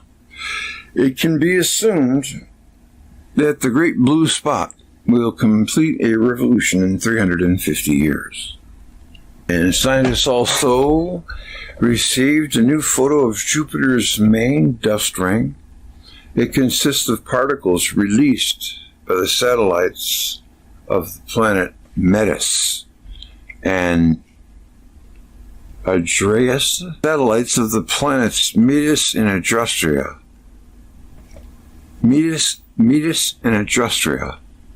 Juno photographed the ring from the inside against the background of the stars, capturing part of the constellation Perseus through the lens. It is surprising that even at this distance, the constellations look exactly the same as from any point on Earth. Well, but the twilight zone. Gamer Dude said I'm off for the night. Have a good night, fellas. Maybe it's all a prop. The latest extension of the mission, Juno, reached Jupiter's orbit on July 4, 2016. It will stay in the planet's orbit for several more years and will continue to transmit new images and data. The mission was extended for a second time earlier this year, and we honestly expect that we will see another extension in 2025 unless any of the instruments... GamerDude said c.tenor.com. And them rings, they just get clear, or the surface of Jupiter just gets clearer and clearer. Look at that. I mean, it's like you can see clouds, and it's just that the atmosphere is so thick. One of the Thunderbolts guys, I think it was Andy Hall, brought up a really good observation when he said that a lot of the land masses on the Earth match what Jupiter looks like in certain places. I think that's pretty interesting. These look like really high altitude clouds. A new image from GenoCam. 2 enormous rotating storms on Jupiter. Yeah. Jeez. I wonder what the wind is, you know. And that's it. That's the article. That was pretty interesting. NASA spacecraft detects radio emissions from Jupiter's moon Io. The Hubble space water vapor from Jupiter's moon, well, that looks like another one about Ganymede. Let's take a look at it. Since we're on Ganymede, we might as well see what all the hubbub's about. It might be the same article, I don't know. Let's see. No? Yeah, mysterious Ganymede. They keep it hidden from us. I'm convinced of it. Hubble spies water vapor from Jupiter's moon. These results are important for the future JUICE interplanetary station, which is due to arrive in the Jupiter system in 2029. And this comes right on the heels of a video that I am nearing completion with Ramon called Conquering the Solar System Part 2. It's all hypothetical, but he puts together a pretty good plan. The Hubble Space Telescope has confirmed the presence of water vapor in the rarefied atmosphere of Jupiter's moon Ganymede. It is believed to originate from water ice. Yeah, the same kind that's on Earth, which sublimates under the influence of solar radiation and particle fluxes. The first evidence of water vapor on Ganymede. 1. Ganymede is the largest satellite in the solar system. They'll say that 3 or 4 times. Twice as heavy as the moons and larger than Mercury. Scientists' interest in it increased after it became clear that it can have a subsurface ocean, exhibit tectonic activity, and has a magnetosphere generated by liquid core, says they. 2. Another curious property of Ganymede was its tenacious atmosphere, which is formed as a result of the erosion of the ice surface of the satellite under the influence of bombardment by charged particles and solar radiation. I always remember Wall said they need a different theory for every planet. 3. It is believed to be composed of water vapor, molecular and atomic oxygen, an OH radical, and atomic and molecular hydrogen. The abundance of molecular oxygen and atomic hydrogen in the atmosphere of Ganymede was confirmed, but astronomers could not find water vapor for a long time. NASA finds evidence of 10 new Earth-sized planets in our corner of the galaxy. The more we look, the more we find planets as small as ours. NASA has found new evidence of 219 arguments from authority are worthless. Whatever is inconsistent with facts must be discarded or revised. We must understand the cosmos as it is, and not to confuse how it is with how we wish it to be. The obvious is sometimes false, the unexpected sometimes true. Carl Sagan, Cosmos, Episode 13, Who Speaks for Earth. If VELIKOVSKY'S celestial hypothesis is correct, it must not only correlate with historical evidence, but must also correlate with and be corroborated by scientific evidence. His thesis requires that there should exist unambiguous scientific evidence that celestial mechanics accepted by all scientists as being perfect as possible is in error. If that can be proved to be the case, that cosmological theory for the stability of the solar system and the evolution of the universe, birth and evolution of galaxies, as well as stars, must also be in error. The need for such a book that gathers the evidence for celestial mechanics, the cosmology of the universe, and especially the evolution of the solar system in recent times that VELIKOVSKY presented is long overdue. Although I intend to present a great deal of new evidence regarding these matters, it is unavoidable that I will have to present materials already published in order to elucidate the problems. Possible solutions that faced VELIKOVSKY, unstable solar system hypothesis, and possible solutions that face VELIKOVSKY's unstable solar system hypothesis. In this respect, one must not only deal with the question of planetary orbital changes, but also of these changes in terms of their chronology and recent history into which these chaotic motions must be proved to fit. Hence, much of this book will examine not only the evidence for the very recent unstable orbits of Mars and Venus, but it must examine the chronological scientific evidence that conforms with VELIKOVSKY'S timescale as well. Both the evidence for the solar system instability and for the return to stability for the chronological framework that VELIKOVSKY presented must agree if his theory is valid. More than that, these varied forms of scientific evidence must contradict the scientific establishment's hypothesis on the very same points. Much of this book will therefore deal with various forms of scientific evidence that contradicts the chronology of a stable solar system over, say, 20 million years. For those who have read Pillars of the Past, volumes 1, 2, 3, and 4, will remember I employed several forms of scientific evidence to analyze the chronology of the ancient world. In this respect, my approach to the established astronomical chronology of the solar system, like that of the ancient historical established chronology, will be based on presenting a great number of different forms of interdisciplinary scientific evidence that correlate and corroborate one another, but are also fully congruent with VELIKOVSKY'S hypothesis, Rick, are you guys out there? and are clearly contradictory to, or highly problematic for, the thesis that the solar system has been stable in recent times. In the next part of this book, VELIKOVSKY'S concept of the important role electromagnetism plays in celestial mechanics will be examined, as well as its application to solar system stability, and also to cosmology.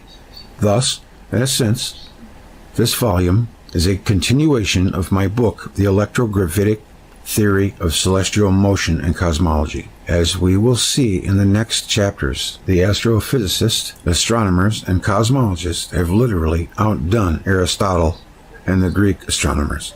Inventions of epicycles by creating new forms of matter, new celestial mechanical forces, and even new dimensions of space. It has actually reached the point where many scientists are now saying the entire cosmological edifice upheld by these new forms of matter, energy, multiple dimensions, is a colossally false rendering of celestial reality. What has always been the problem for VELIKOVSKY and his followers is the important role mathematics has played in all this. Up until now, we have assumed that Newtonian Einsteinian theory is as perfect as can be and perfectly reflects the forces governing the motions of celestial bodies. It will be shown that mathematics has played with a leading part in driving the entire scientific community regarding these matters of celestial mechanics blindly into error. This will be examined toward the end of the book, that too great a reliance and belief in the absolute validity only of mathematics to explain the universe is not just a modern cosmological blunder, but a repetition of these same blunders of the ancient past, like the Aristotelian geocentric theory. Between what has been assumed to be objective scientific truth, the method and human psychology and sociology interrelate, and as these were understood by Velikovsky and others, it must be noted that those who attempt to criticize this book but ignore, or who have failed to read the electrogravitic theory of celestial motion and cosmology, are not dealing honestly with the materials presented here. The celestial mechanics presented in the earlier work will be greatly enlarged in this. Therefore, failure to understand that earlier evidence or deal with it as it relates to the foregoing evidence means that the critic is either ignorant of what scholarship requires or is determined to discredit this book's evidence without knowing it or even allowing their readers to know it. What I conceive to be Velikovsky's greatest problem and misfortune is that his ideas are so far ahead of his time that he had to be pilloried because the great paradigms and scientists whose concepts he challenged were false idols of his age, and it was inconceivable to the scientists, academics, and mass media that their idols could be wrong. Newton, Einstein, and all their theories, and those that had been derived from them, were the scientific idols of the 20th century, to whom all bowed as having established the indisputable laws that govern reality. This book is addressed to dealing with these giants and their theories, because this theory is largely derived from Velikovsky, who maintained that the planets in close contact could be cushioned by their repelling magnetic fields. I have maintained that these fields must weaken at greater distances, but are still operating in a repelling manner. Therefore, since this book is a defense of my own theory and indirectly of Velikovsky's celestial scenario, I take full responsibility for it. Velikovsky could not have known what would be developed and or derived from his recent unstable solar system theory, and cannot therefore be held responsible for what I produced. No more could Velikovsky be held responsible for the creationists that followed him. Nevertheless, this connection has been employed by Michael D. Gordon in his book, The Pseudoscience Wars, Manuel Velikovsky and the Birth of the Modern Fringe. It is a simple guilt by association critique of Velikovsky, and in no way proves anything about Velikovsky because it fails to examine Velikovsky's thesis, but only his connection with later other groups. As Tom Van Flandern tells us, the validity of an idea can be determined solely by an examination of its merits. This examination Gordon has not done, and thus his critique is shallow and beside the point. Electromagnetism and celestial motion. Robert Millikan was asked whether he knew of anyone who had ever found a way of modifying or influencing the force of gravity. Millikan is said to have replied briskly, "Of course not. Such a thing is impossible and out of the question." Robert Millikan in Paul A. Lavallette's Secrets of Anti-Gravity Propulsion, Rochester, 2008. Velikovsky challenged the concept that only gravity affected celestial motions when he wrote unambiguously, "The accepted celestial mechanics notwithstanding the many calculations that have been carried out to many decimal places or verified by celestial motions, stands only if the sun, the source of light, warmth, and other radiation, is as a whole an electrically neutral body. Fundamental principles of celestial mechanics, including the law of gravitation, must come into question if the sun possesses a charge sufficient to influence the planets in their orbits or the comets in theirs. In the Newtonian celestial mechanics, based on the theory of gravitation, electricity and magnetism play no role. He further held that gravitation as an electromagnetic phenomenon. In that citation, Len E. Rose pointed out that Velikovsky had moved away from some of these positions. It should be noted that during the last 2 decades or so of Velikovsky's life, the ideas that had been expressed in Cosmos Without Gravitation, 4 Plans of the Universe, no longer reflected Velikovsky's approach to the extent that they once did. In particular, he backed off considerably from the idea of circumduction as a non-gravitational, non-inertial account, sufficient in itself to explain orbital motions. He also backed off from any general suggestions that gravity and inertia might somehow be banned from the celestial arena. Yeah, well, he took such a pounding over it. What he often said in his later years was not that gravity and inertia played no role, but rather that they did not play the only role. That is, that gravity and inertia were not alone responsible for what occurred in the celestial arena. Electromagnetic interactions also played a considerable role in cosmic events, especially when celestial bodies were in close approach to each other, but also even when they were far apart. In any case, each of the 4 plans of the universe, even the 4th, should be taken as a construction, a working hypothesis, for the purposes of discussion. Not as a final position. The same is true of Cosmos Without Gravitation. Not all of the ideas that were formulated in that early monograph were ones that Velikovsky continued to adhere to in his later work. Nevertheless, it must be emphasized that Velikovsky did not ever abandon the idea that gravity itself might eventually be interpreted as an electromagnetic phenomenon. Nor did he ever abandon the idea that the solar magnetic field might, to some extent, be responsible for the fact that the planetary orbits are roughly coplanar. This, then, is the general concept that Velikovsky believes celestial mechanics rested upon. Nevertheless, before proceeding, it must be pointed out that Robert J. Shadwald, on the advice of one of Velikovsky's disgruntled followers, brought up Cosmos Without Collision and cited it without ever letting his readers know that Velikovsky no longer agreed with much of that material, but clearly and anger-driven claimed these were still Velikovsky's positions. Nevertheless, Velikovsky's electromagnetic concept is now out in the scientific community, and as we will see, it is growing. As was also pointed out above in the chapter on celestial mechanics, there are several aspects of celestial mechanics that cannot be correlated mathematically without Newtonian theory, but require an additional force, electromagnetic force, in order to operate. Miles Mathis, who well understood the depths of maniacal rage this Velikovskyan concept held for Ashcroft 6019 said close the tab and disconnected. Need. Who would have to admit that Velikovsky was at least partially right, would rather tear out their eyeballs and eat them than go there. In terms of Freudian psychology, the great underlying neurotic problem of humanity is the Oedipal complex, as outlined by the Greek playwright Sophocles in his trilogy Oedipus.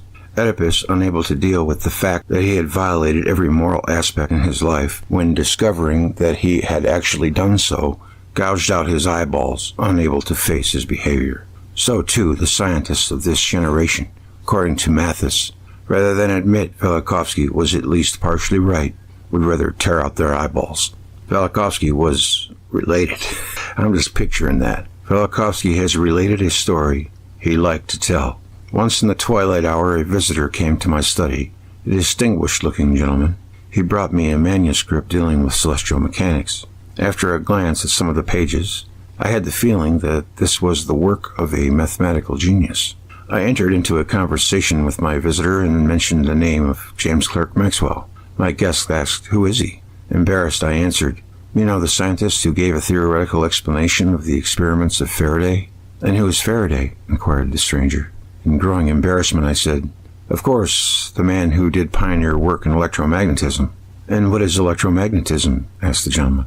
"What is your name?" I inquired. He answered, "Isaac Newton." When Velikovsky awoke, on his knees was an open volume of Newton's Principia. This story is told to illustrate what I have said before. Would you listen to anybody discuss the mechanics of the spheres who does not know the elementary physical forces existing in nature. But this is the position adopted by astronomers who acclaim as infallible a celestial mechanics conceived in the 1660s, in which electricity and magnetism play not the slightest role.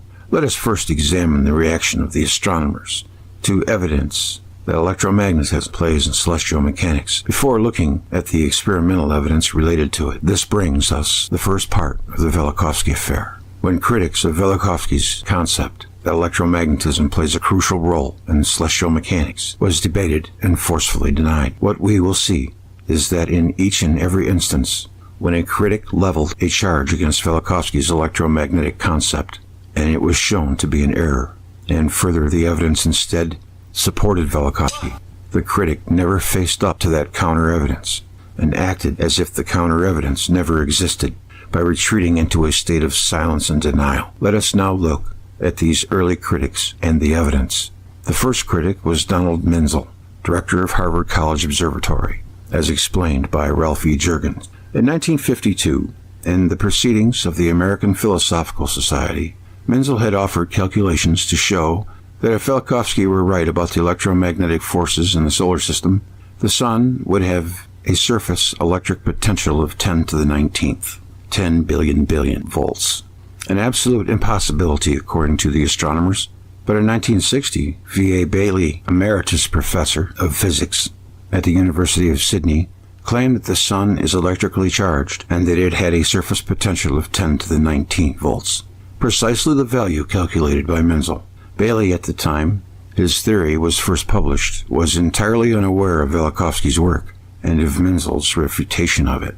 The idea that this quantitative refutation of Velikovsky's wild hypothesis, Menzel's own description of his contribution to the proceedings in 1952, should now be brought to Velikovsky's support, was intolerable to the Harvard astronomer. So when he mailed his paper to Harper's in 1963, he also sent a copy to Bailey in Sydney and asked him in a covering letter to revoke his theory of electric charge of the sun.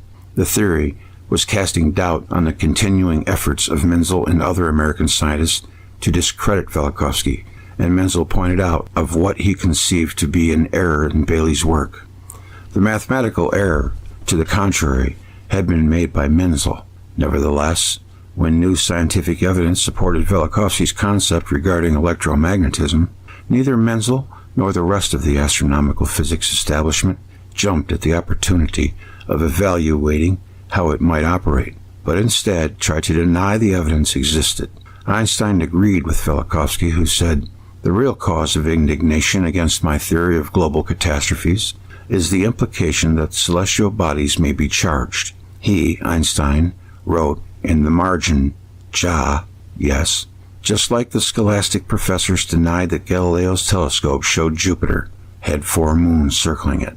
The entire scientific establishment denied that the sun may very well carry a charge capable of affecting the orbits of the planets. There was no investigation, only flat-out denial. Electromagnetism. A lot of, without suffering too much from the separateness, because that is an illusion, and it isn't until we know we're okay to be alone that we can ever really find someone to help complete us in a relationship. Because I would probably venture to guess that some of the people out there find a relationship to save them from being alone. That's not the right reason, and that's why they end up miserable. I die daily so that Christ may live in me. Paul. Set the ideal, then be spontaneous. Once your ideal is set, you can trust in the flow. Yes. You begin channeling the ideal of your higher self. Yes. Channeling sexual energy. Sexual energy is the strongest physical force within the body. No sex act or sexual relation is necessarily bad in and of itself.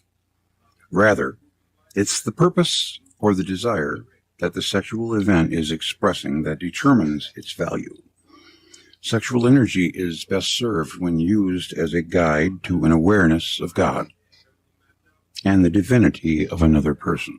I usually prefer to say the universe. When used for your own self-gratification, it may lead to an unhealthy attachment. Same is true for channeling. If channeling is used for self-achievement or self-gratification, it likely will lead to confusion. If channeling is used to help oneself or someone else grow and expand, it will more than likely be of value. For parents only, channeling new life. The heavenly home. Home is the model and our closest experience on earth of the heavenly home. Making one's home like heaven on earth is a rewarding experience in channeling. What is an ideal home? It is a home with an ideal. Building Healthy Relationships by Charles and Leslie Casey. Companionship. A desire for companionship was God's motivation for creating souls. And companionship is an essential quality in the ideal home environment. It's easy to take our companions for granted, here and beyond. To remind ourselves of the heavenly delight of home companionship is to remember some of our most precious moments of channeling are simple. Subtle pleasures of making room for someone else to share our life. Love, the giving out of that within self. Love motivates every soul. Love is the law unto itself. Love is a channel of miracles. It can transcend the law of cause and effect. Love can break the rules. Forgiveness. Each of us, in countless ways, find ourselves violated in some manner by someone else's inexcusable action. Their insensitive or harmful act causes us to become angry. There's cause and effect, and it may continue, like a row of falling dominoes, toward an inevitable conclusion. By an act of forgiveness, however, by accepting what happened and forgiving the person, you can break the chain. Forgiveness is one of God's creative powers to perform miracles. In conclusion, every day, every moment of our lives, we give ourselves toward one goal or another. With every heartbeat, we channel love, and what our heart dwells upon, what our minds think about, we become or experience in our lives. We continually channel our energy, our love, our ideas, our ideals, our actions, into creating life as we would have it. It's the most everyday, ordinary, and miraculous channel we do. We do Chapter 5, Meditation, Channel of the Spirit. Today's affirmation. By quieting my mind, I allow answers to arise from within. Meditation is listening to the divine within. Edgar Casey. Channel of Spirit. Two well-known channelers credit meditation as the womb that spontaneously gave birth to their channeling practice. To intentionally make contact with the higher dimensions, begin meditating. Meditation on the breath, the channel of inspiration. How to meditate. Use your breath, a word or image, as a focus point. Concentrate on your focus, and whatever your mind strays, return to your focus. Begin by simply breathing and study your breath for a moment. As you become aware of your inhale and exhale, allow the exhale to bring you into relaxation. Allow your breath to just happen. Don't try to control it. It breathes me. Watching the breath is an ancient Zen Buddhist technique to meditate and an important channel of inspiration. You are learning to allow the breath of life, the spirit, to flow through you. Become a channel of awareness. Become aware of the silent witness. The little I is focused on thoughts and things, whereas the silent I is focused on witnessing. The silent witness is the first level of consciousness of the higher self. Be still and know that I am God. How to meditate. A fuller understanding of I am. Use your breath, a word or image, as a focus point, or I'd say music. Concentrate on your focus, And whenever your mind strays, return to your focus.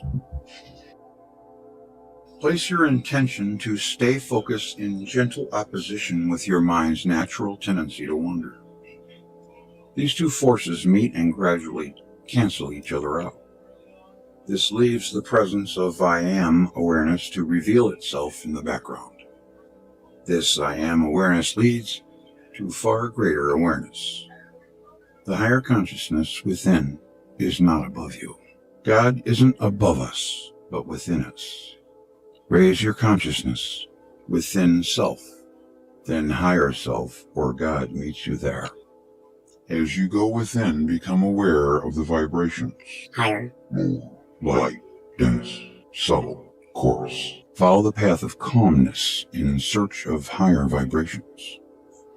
Search for the peace that surpasses all understanding. It's a particularly fine vibration. Immediately, there's a feeling of moving higher within. I've also read before that talking spends your soul. And to not talk too much.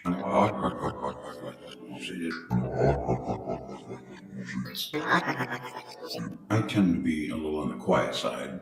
Take that to heart. I try to not spend my soul with too much chatter. The higher consciousness within is not above you. Seeking answers from within. Casey assures us we can contact an awareness that knows answers to the questions that confront us. All knowledge is within. Meditation is a very portable guide that travels within you everywhere you go. Asking your higher self for guidance. If you have a question or a decision, commit to an answer on paper or saying it aloud. This begins the channeling process. Next, enter into meditation and focus on your ideal. Maybe it's love for 20 minutes or so. When you come out of meditation, ask your question or state your decision and become aware of any insights that arise. Page 96 and 97 has an excellent example of this. Meditation on an ideal. A lot more goes on in meditation than what you might expect.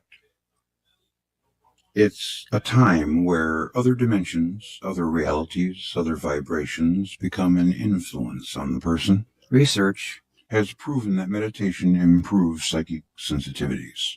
Other minds, including those of the dead, as well as other forms of spirit energy, have easier access to our mind. While meditating, it's important to attune yourself to the highest vibration. Imagine surrounding yourself with love and light. This creates a boundary that separates and protects us from anything that's not in accordance with our intentions. I'm going to read that one again. This creates a boundary that separates and protects us from anything that's not in accordance with our intention. Research has proven that meditation improves psychic sensitivities. Attuning to an ideal. Whatever you focus on in meditation, it's like tuning your mind to that particular channel. You receive the energies of that wavelength in a pure, concentrated form. When we meditate on an ideal, the pattern of energy contained in that ideal actually affects us. We become a channel for spiritual energy to influence our being. Meditation in the Book of Revelation. Revelation. Revelation. Revelation. Revelation. Revelation. Revelation. Revelation. Revelation. Revelation. Revelation. Revelation. Casey said the Lord's Prayer, as taught by Jesus, is actually a formula for patterning the opening of the psychic centers. Casey believed that when Apostle John's centers opened in the pattern, the endocrine glands functioned in harmony to allow God's consciousness to fully inhabit John's body and be present in his awareness. The book of Revelation describes a second coming of Christ. It already happened. It's the birth of the Christ consciousness in John, in each of us. God's incarnation in John's body, as was the case with Jesus, becomes a totally conscious experience. The Egyptians practiced Hermeticism. And if you really look at it, once you learn about both and you know that astrology is the oldest religion, astrotheology, they came into being right after the Roman Empire traded its swords in for plowshares and Bibles or crosses with their pontiff uniforms. And originally, the Bible was banned by the Catholic Church. There has never supposed to have been using any idols. That's supposed to be a sin. But yet they use candles and these big crosses and chains and weird outfits with fish head hats and all kinds of crazy stuff. They sell. Someone could buy their way into heaven.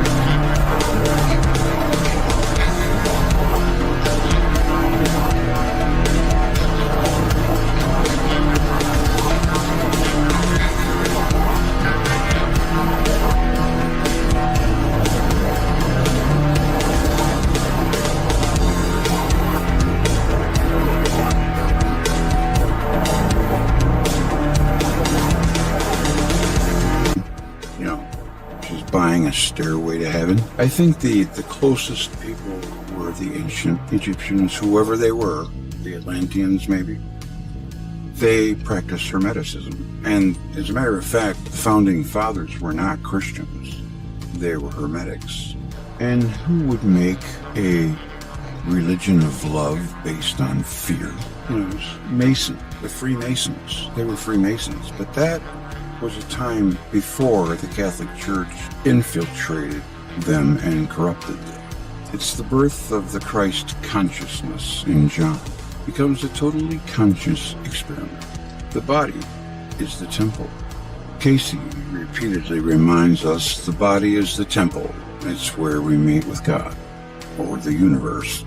Casey does not propose us to become hell freaks. He tells us it's not what we put into our bodies that defiles us, but what comes out of our body by the way of thoughts, speech, and actions. It's not the substance itself that causes harm, but what we digest of what we eat. The principle is similar to the dream principle. It's not what we learn that changes us. It's what we apply of what we learn.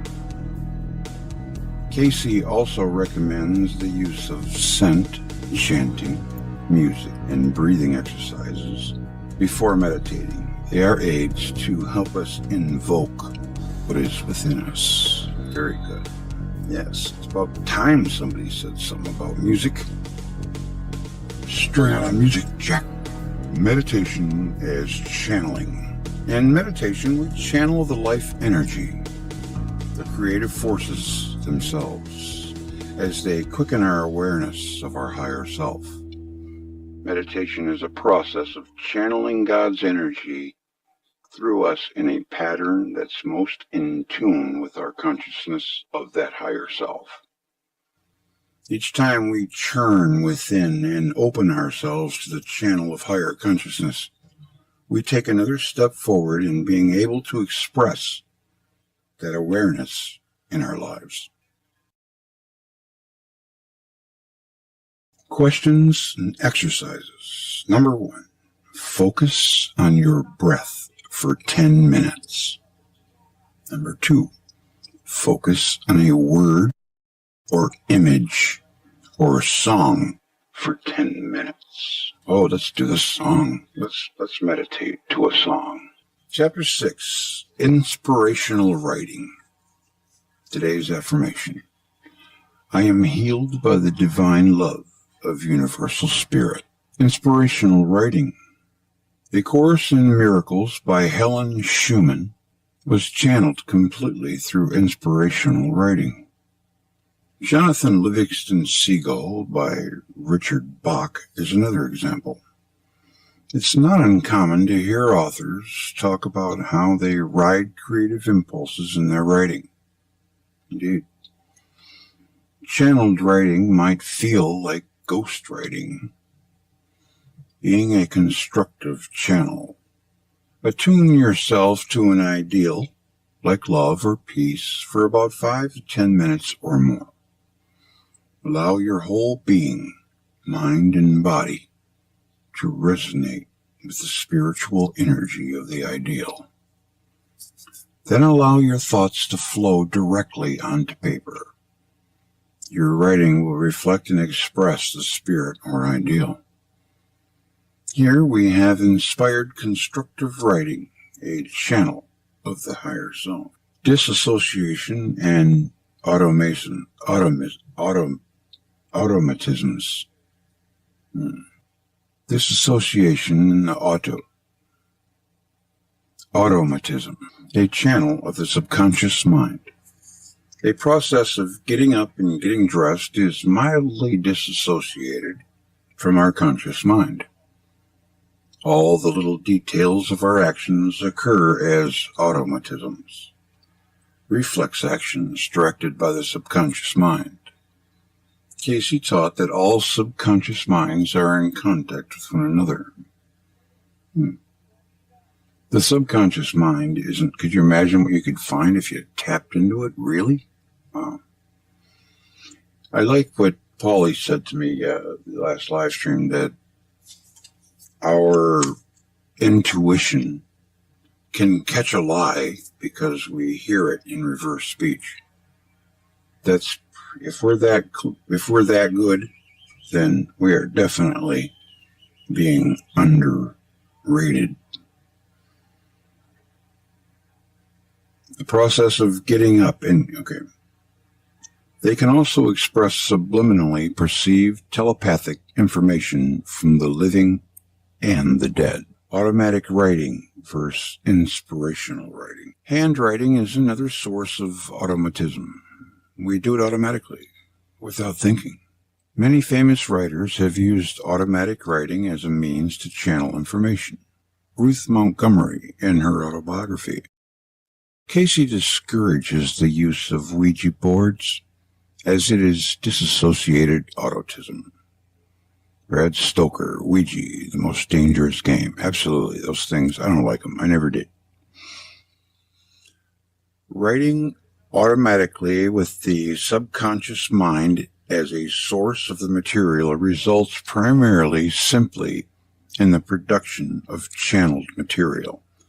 I do think that the Native Americans talk about skinwalkers.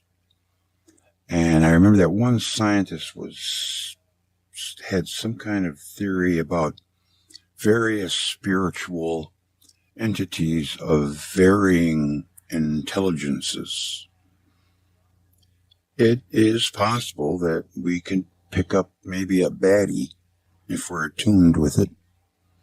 I don't think they can touch us if we stay within our higher self, because nobody can stay in their higher self. Now, Watts did the knife too sharp analogy, and that's good. But if we're striving for it, that's really all we can do, right? Is just keep trying, do our best. Experiment with inspirational writing. Writing automatically with the subconscious mind as a source of the material results primarily simply in the production of the channeled material. I already said that. What comes through may affect the person. Inspirational writing comes from the superconscious mind, which is attuned to your higher self. IW promotes growth in consciousness. Meditating on an ideal before IW allows, inspirational writing, allows the ideal to serve as both a magnet and a filter for what will pass through the channel. Experiment with inspirational writing. Practice. One way to get started is to simply begin writing out your ideal. Perhaps you begin with a single word or phrase. Maybe you'll find yourself simply writing that again and again. Whatever you write, it doesn't matter. Example. Maybe my ideal is to be the best I can be. So I keep writing that over and over again. I am aware of what I am writing, but I don't judge it. I don't do anything to interfere with what my hand might feel inclined to write. And then I find the phrase begins evolving and changing. I can be my best. The best in me can come through me, etc. I feel I am starting to warm up and begin trusting more in the process. Tips. Let go of any demands on yourself for performance. Be playful. I love to be playful. I never take anything too serious. Let go of the need to write something of importance. Allow yourself to flow. Don't take it too seriously. Forget about whether or not you're doing it right. Forget about grammar and punctuation. Most people hesitate before they write, waiting for inspiration, evaluating, censoring, or filtering, analyzing your thoughts before you write will keep you from writing in an inspirational flow. Write anything and nothing in particular. Just play with the words. It's a good way to get started. It's easier to receive ideas while writing than by just sitting waiting for the ideas to arrive. Starting the flow is the hardest part. First, the words are the hardest to get out. After that, you'll find rhythm and flow that's right for you. Focus on your feeling of attunement to your ideal and let it express itself in your writing. Casey recommends not reading your writing for 30 days, but keep writing. The inspired word and creativity. When the emphasis is on the process of tuning into your feelings, not on being inspired with holiness or wisdom, the pleasure of inspirational writing is available to all of us. Words bring our awareness into the consciousness of being. Playfulness adds another link between inspirational writing and creativity. The more we can accept ourselves as a channel in the awake state, the more we can realize that we need only be ourselves, who we really are, to our higher self, to channel our higher self. Learn from your breathing. Meditation on the breath can become a basis for learning inspirational writing. A willingness to trust in inspirational writing without first knowing what you will write requires meditative frame of mind. Inspirational writing in a way to channel higher consciousness, but automatic writing is trick shooting. Inspirational writing is a way to channel higher consciousness, but automatic writing is trick shooting. I personally believe it's all about intention and little to do with semantics. I see what Casey is saying here, but believe within the context of love and light, the same result can be achieved whether we call it automatic writing or inspirational. 3 modes of breathing. 1. Controlled. We can choose how we breathe, controlling the length and fullness. Automatic. When we don't pay attention to our breath, it happens automatically, by itself. We have voluntarily suspended our interference with the breath momentarily. Yet we could assume control at any time. Inspired. We are consciously allowing our to express itself while we watch. By becoming calm and relaxed, by trusting our breath, we allow ourselves to be inspired. 3 modes of writing. Controlled. Much of our writing happens this way. We decide what to write and how to write it. Automatic. Writing without awareness of the act. The handwriting happens by itself, controlled by the subconscious mind. Inspired. Maintaining an awareness of what we are writing, we allow the writing to proceed on its own, to just happen. We don't decide upon thoughts to record, we just allow them to express themselves. Watching our thoughts reveal themselves as we write, answers from the higher self. A genuine need is the greatest stimulant for the flow. Meditation shapes the flow. A special value of inspirational writing is that we can use a form of role-playing to get answers from our higher self. Ron Carey's approach to channeling. Imagine what it would be like to be God. Pose a question to yourself. Imagine God hearing the question. Allow yourself to answer the question as God might. Dream incubation as a way to channel. Imagine some person as the personification of your highest ideal, real or imagined. For your meditative attunement, allow yourself to imagine what it feels like to be this person. Write down those feelings. Now pose a question to that person. Use inspirational writing to receive an answer from that person. Ask for clarification if needed. Wrestle with the angel, and it will bless you. Ooh, that's good. I like that. I've never seen that before. Questions and exercises. Share with the group any experiences you've had with automatic or inspirational writing. How do we feel about Casey's caution against automatic writing and his recommendation to use the steps outlined for IW instead? Do the practice exercise under the subheading Learn from Your Breathing. The steps are outlined there to practice inspirational writing. I like to meditate first, and then when I come out, I have a journal handy and write down a question. Then I hold that question with my ideal of love for a few moments, then begin writing. Remember, IW works best when you have a purpose.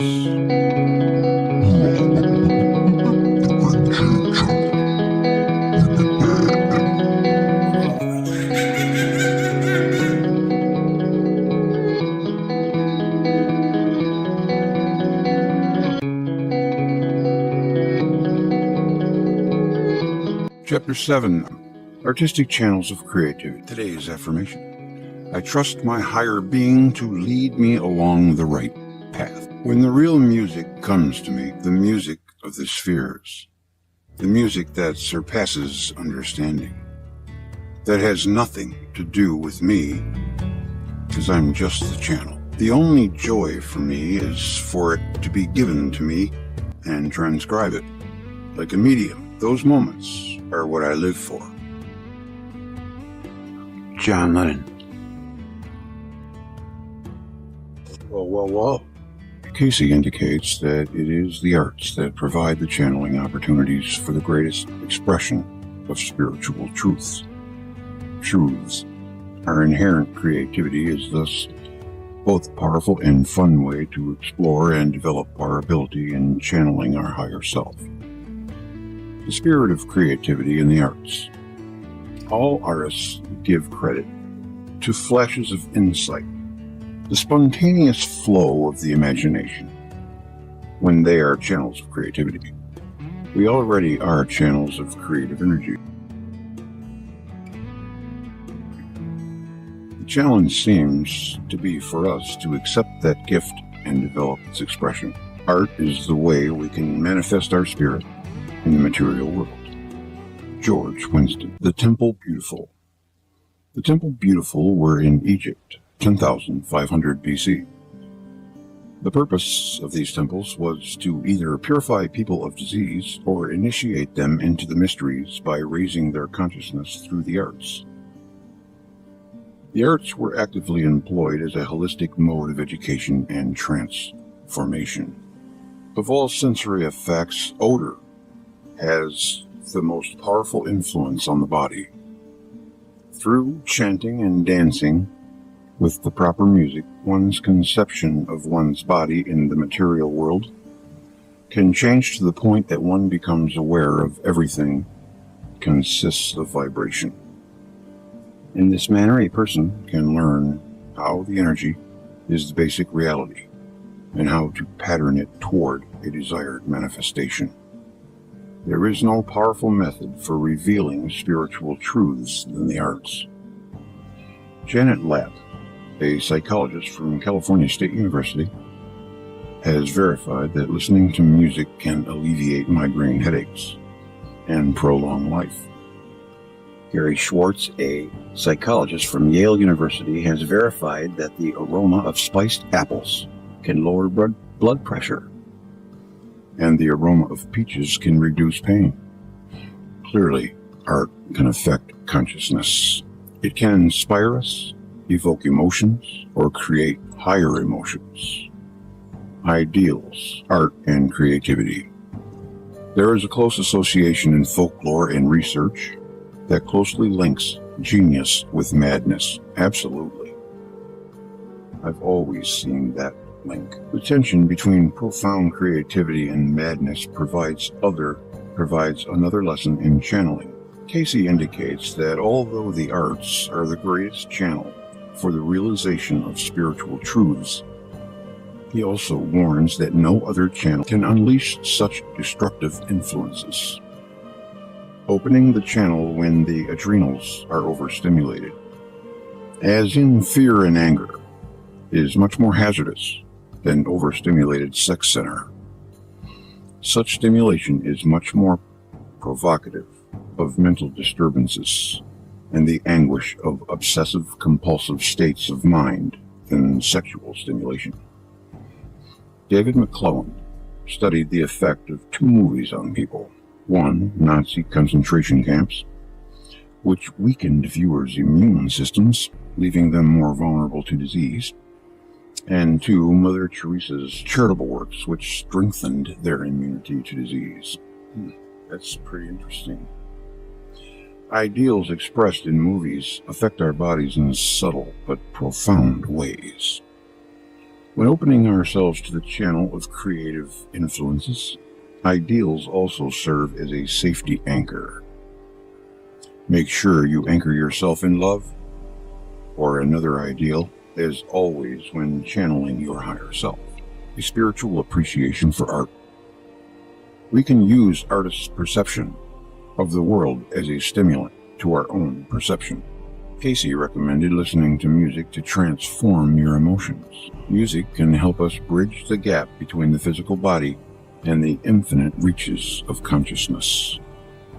Music also serves as a bridge between changes in activities, to help change our mood when we need to relax or when we need to get up and work. Music helps you experience your feelings more clearly, deal with them better, and ultimately change your mood.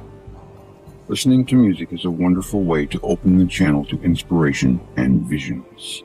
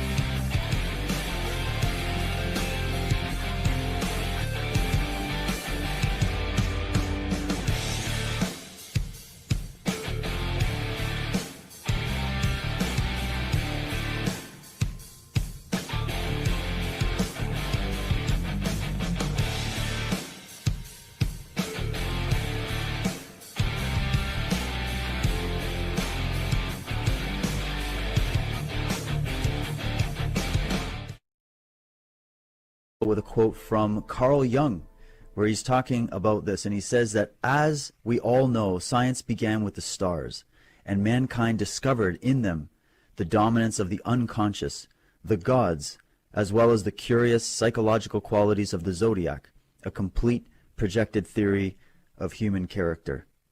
So welcome, Michael. How's it going, man? What do you think about that quote?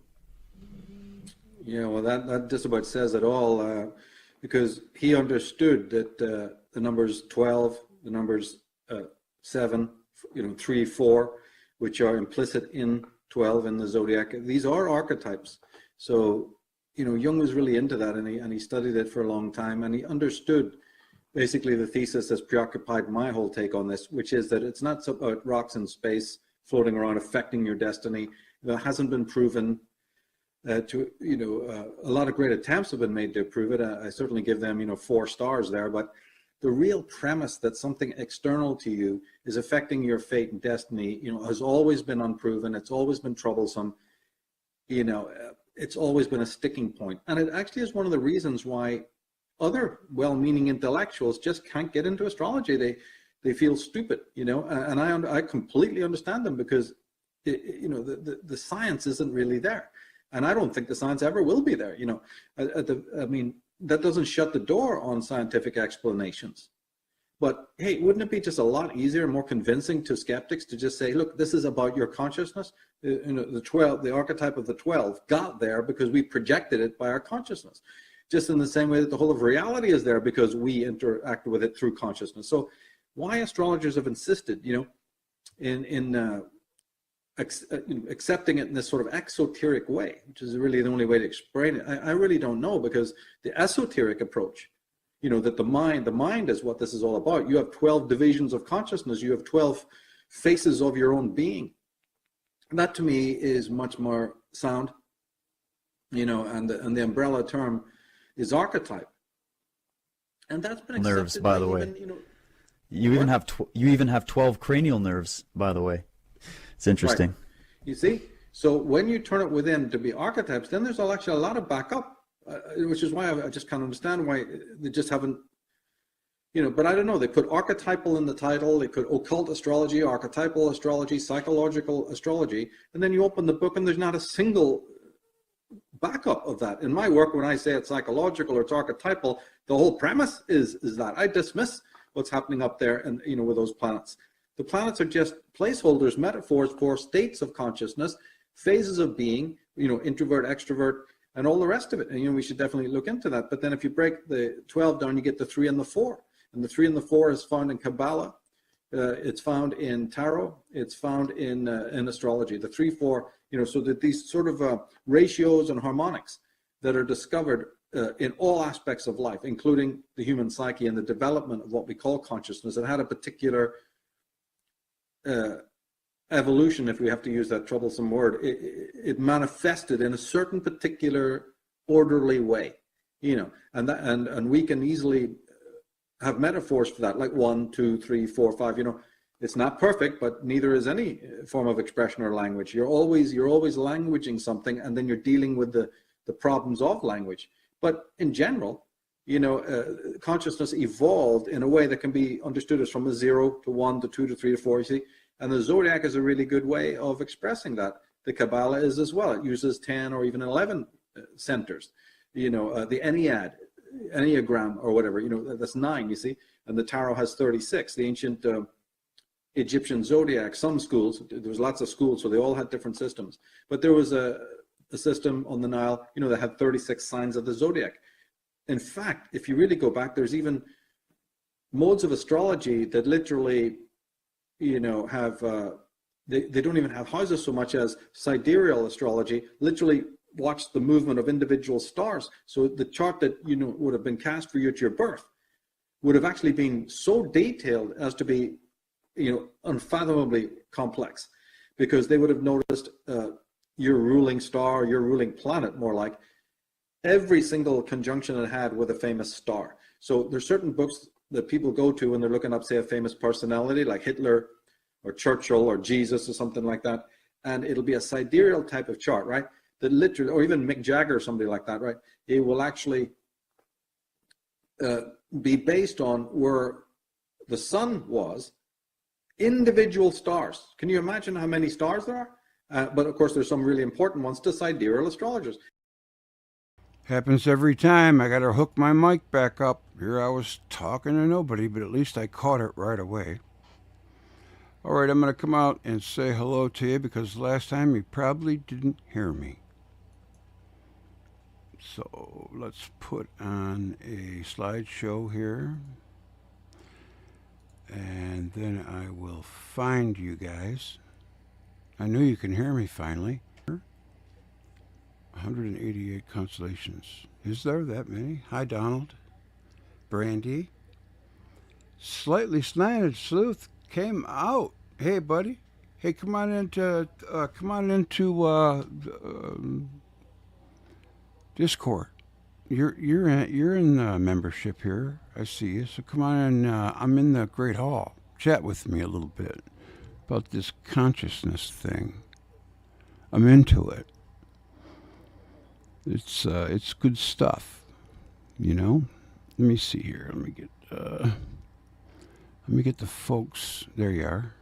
I wish that it would have went on longer. Actually, I hated for it to end. It was good. I enjoyed it, you know. But I wanted to get it in there. Hi, Strange Days. James SS. Hello. Yes.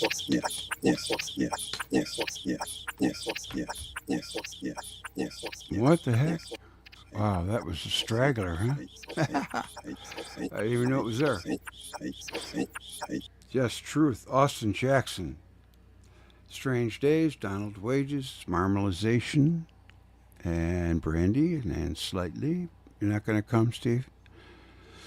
I was going to show Metaphysical Migraine. I'm just cruising up here. I thought I saw Rick. Hey, St. Pauli girl. Right. And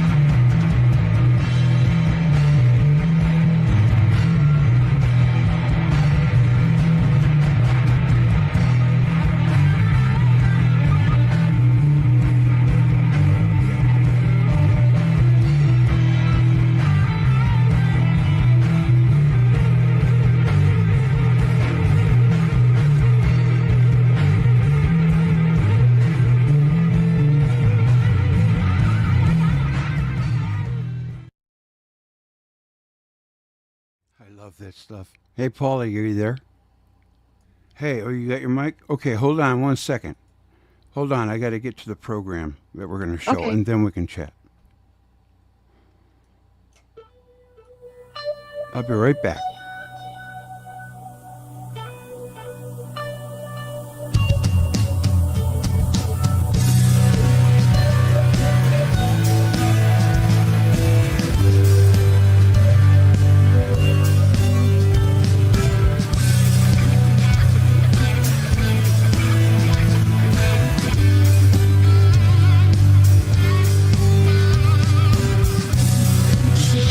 You don't know.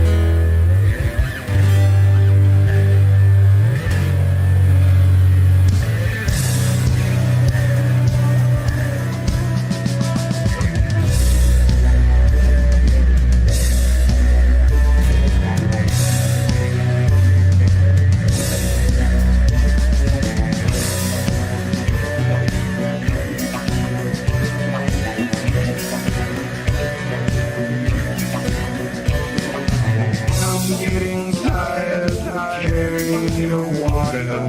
You cheat and you lie and a piss that your father.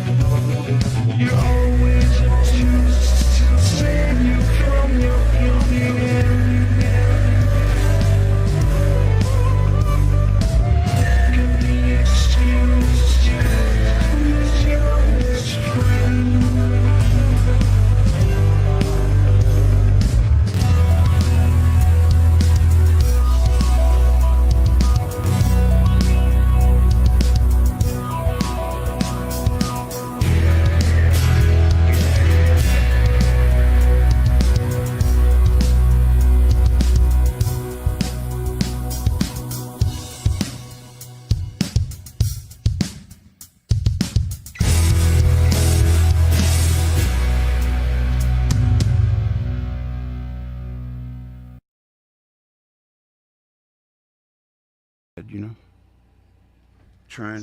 Can you hear me? Yeah, I can hear you. Who's this? What's up, buddy? Hey, man, not much.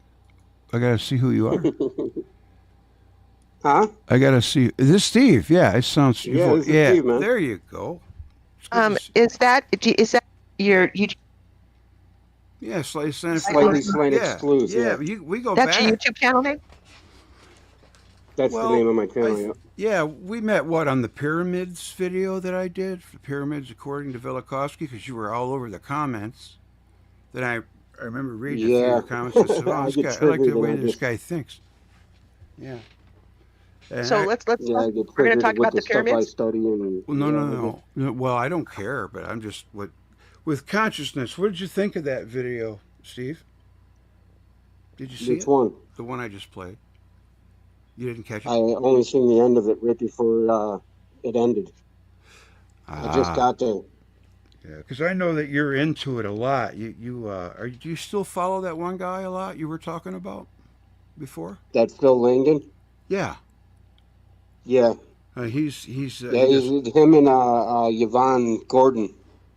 Okay. So what is Yvonne that? Gordon is a person that has seen the light through a biblical mindset. Okay. Because, what it is throughout history, all of these stories are all the same, bro. They're, the Anunnaki stories, the stories of Quetzalcoatl, the story of the Demiurge with the Gnostics, the story of Yaldabaoth.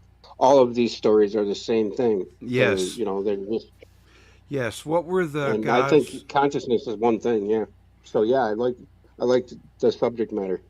Yeah, well, it was the Channeling the Higher Mind according to Edgar Casey, and I've always wanted to delve into him a lot because I've heard a lot of things, but I don't really know. I heard that his prediction rate was extremely high, like 89% or something like that. If that's true, then there's got to be a lot to it, I've been pretty curious to how he plugged into that, and it's like remote viewing, how successful that was. In I forget his name, but Courtney the guy Brown. that did all this. Oh, What was that? yes. Yes. I like that one group of people, Courtney Brown. He had that show. He does that Far Sight Institute. Yeah. And I totally got into that. Anybody can remote view. I've done it. Yes. And I was spot on. This is the part I got into. The two that he had two really good ones, an American and a Brit. The Brit's name was yeah, that guy can't remember his name. Daz Yeah. Smith. And the American was another guy. But those the guy that lived in Hawaii. Yes. And he was really cool. Those two were solid. And so I joined it, and when I got there, I just saw a bunch of 20-somethings. I'm like, nah, those two guys aren't even there anymore. So I just they give their class. You could, and Steve, let me ask you a question. When you're going there through more like a Christian kind of a bend to it? No, not necessarily. I'm not really religious. I mean, he believes in Jesus or whatnot, Well, see, that's the thing, bro. That Jesus, Jesus is just an aspect of the same light that is our Creator. Consciousness.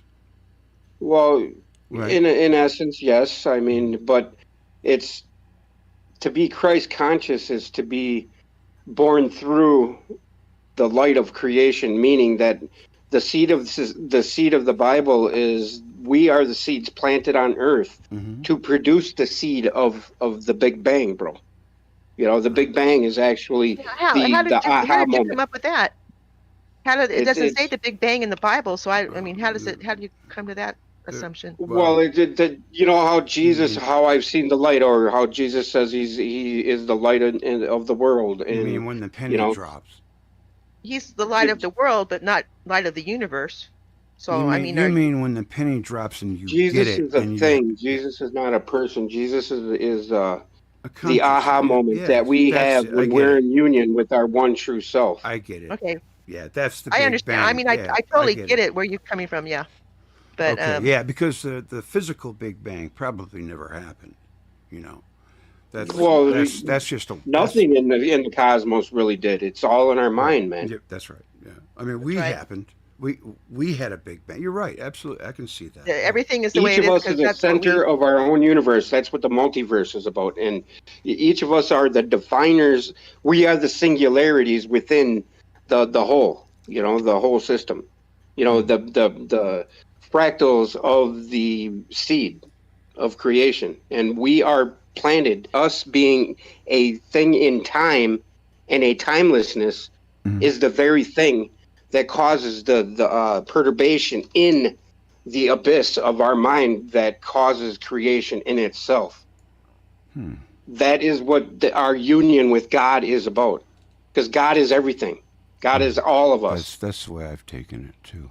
And when we reach our fullest potential and our fullest love for the whole, no matter if you perceive somebody as an enemy or this or that, you drop the label, you become still in your mind. And then I have not reached that point yet, but I know two people that have, and I can tell by of that light. We have a perception of a pinpoint perspective of the section that we look at. And that's what we bring back to the whole. But we become one with the whole. You still there? Yes, I'm listening. Yeah. Oh, wow. I'm listening and thinking. Yeah, it's like something that is like the Terminator movie. Have you watched the Terminator? Of course. How he goes back in time to impregnate the guy he was fighting with in the future, next, arm to arm with him. So he's the father of the son. So you can consider the woman, Sarah Connor, is the cosmos, which is where we are all, because the whole Dogon tribe, the mitre hat, the fish hat of the Pope and everything, that's because we are fish in the cosmic ocean of chaos. And that cosmic ocean is, Wow. that cosmic ocean is the chaotic ocean is our mind space, the abyss. You know, the abyss is the darkness. And that's a thing that always exists. Well, you know, wouldn't you say that the darkness within us would most likely be our fear of the unknown? No, but you lose the labeling eventually. You come to terms with everything just is. There is no bad, there is no good. Right. And I'm not saying that in a relative sense. I'm saying that in the absolute. Yeah, I don't. Because yeah. darkness wouldn't be anything without the light, and vice versa, like the yin and the yang. And that's what Jesus and Lucifer is, because Lucifer and Jesus are the same. Yes, exactly. That's what energy is a hybrid of spirit, and and you can think I just got the goosebumps, bro, and this is what I live for. This is what I do this for. Yes, I know because that. Yeah. that feeling, that aha moment, and that's what it's about, man. Yeah. In the end, that is what it's about, because we meet our true self, which is our one self, man. This is how we are all connected through the one energy. And when we reach that pinnacle, which is the the Sunday, the day of rest, or the mentalism and the Hermetic seven Hermetic principles, that's that's why there's 7 in every layout of everything we have, from days to continents to oceans to deadly sins to colors to sounds to even smells. I bet there's 7 to everything, because that is the loop, and 5 is the process, and that's what the pyramid is. With this clay I will build my pyramid. And that's the story of ascension, because we take information, and with that information we form bricks with it. That's the clay. We form bricks with it, and then we start building a structure. It gives us proportion. Then we gain measure from that structure, because eventually that structure comes to a single point at the top from the 4 on the sides. That's why we have 5 fingers. 7 you could think of the 4 12. fingers with, yes. I mean, it's insane, dude, how all of it fits together. And that's why the pyramid is what it is, because it is everything everybody says it is and more. That's why it's built on the speed. I just realized this, if you look at the longitude and the latitude of where it's at, it's the fucking speed of light, dude. Oh yeah, I know that. I've heard the coordinates. That that's insane. Yeah. That's insane. I didn't even know that until recently. And it's in the center of the Earth's landmass, just like our navel is in the center of our body. And that's why Vishnu has the lotus flower coming out of his belly, because the lotus flower is the light. Yeah, that's Jesus. If you followed a line straight 90 degrees from the side of it, it would lead right to Easter Island. Yeah, exactly. And Stonehenge goes through it too. Yep, it's crazy. All of the great sites. Yes, and Phil recently had told me that these sites have energy to them, and there's energy that when you get the goosebumps, or your cheeks start getting the goosebumps. Like right now, when I'm talking about this with you, my whole body is vibrating, dude. Wow. And I'm not saying that just to be sensational. No, but that is what truth does to something like that. You know what I mean? When your cheeks start. Yeah. Yeah, it's just awesome, and that's the best feeling you could feel, in my opinion. Whoa. And that's truth, man. And that's what God is truth. Like in the beginning of what is it, John, when it says, in the beginning was the Word, the Word was God, the Word was with God, the Word was God. Well, you just replace the word God with truth, or the Word with truth. And the truth was with God, or you know what I mean? Yeah. Because that's what force. Everything is one truth, man. Truth force. One truth. What was that? Truth force. That's what Gandhi called it. Yeah, truth force. Because that's what resonates with us. And truth is veiled only if you're not looking for it. If you understand what that means, what I mean by that. Yes. Because people find it hard to find the truth. Well, if you're not really certain, because I can tell recently that, I mean, just by your propensity to want to listen to what I'm saying, I can tell that you're looking for the truth finally. You know what I mean? Oh, You know what I'm saying? In everything. Yes. Yes. Yes. Never gonna find it.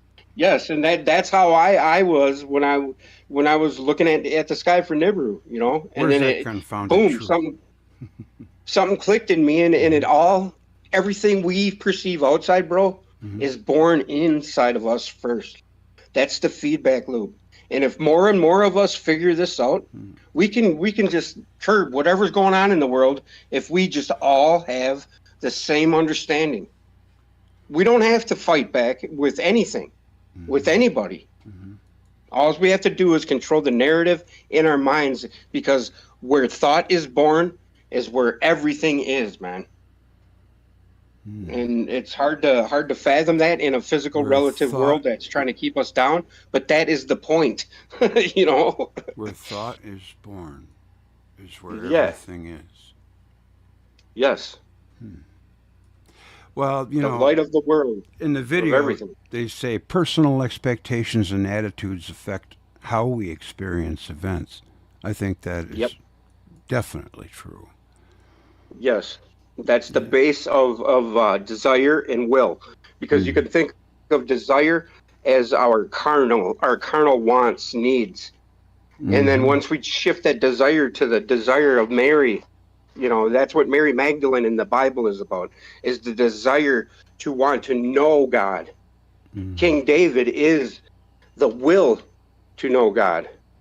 You know, you've already made the leap is from Mary to David, and that's just like the brain in the heart. You know, the brain is the male and the heart is the female, where the good root is born, you know, in the heart, you know, and that's where all of this, the roots and the tree of life and everything, because we are the fruit. They will know you by your fruits, you know, by the fruits of your labor, and by what you put down, what you're putting out.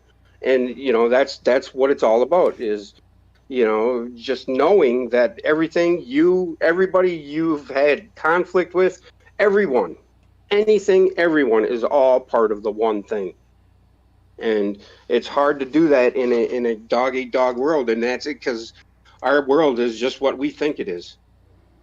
And just by me saying dog-eat-dog, that reaffirms or reifies, you know, and I'm not saying everything is made up by just your thoughts, but, you know, everything contributes to it. Well, there's one thing that I was the universe, and you know, it must be conscious at some level, perhaps not in ways we know of life to exist, but in some prolific level, it has to, in order to bring about the right causes and effects. For example, if electricity existed alone, it would not have its housing, plasma. I mean, it had to bring about. I think nature just is, and you know, at some point life appeared out of electric and chemical reactions. You know, the odds I read, I think, of it just spontaneously appearing would be greater than if 747 jumbo jet were to spontaneously assemble in a junkyard. Right. You know. But, you know, out of the electric and plasma, we get stars, and then people somehow come along out of that. There has to be some kind. But have you ever noticed when you're looking into all of these ancient things and how they all just seamlessly fit together in the end? Yes. Everything. Absolutely. That is your clue that everything is one, bro. Because it never ends. The connections never end. They always fit together. And if you look into the Muro Foundation or the Muro Institute, where Stan Tenen figured out the baseline level of how, you know, how a computer has a means of turning algorithm into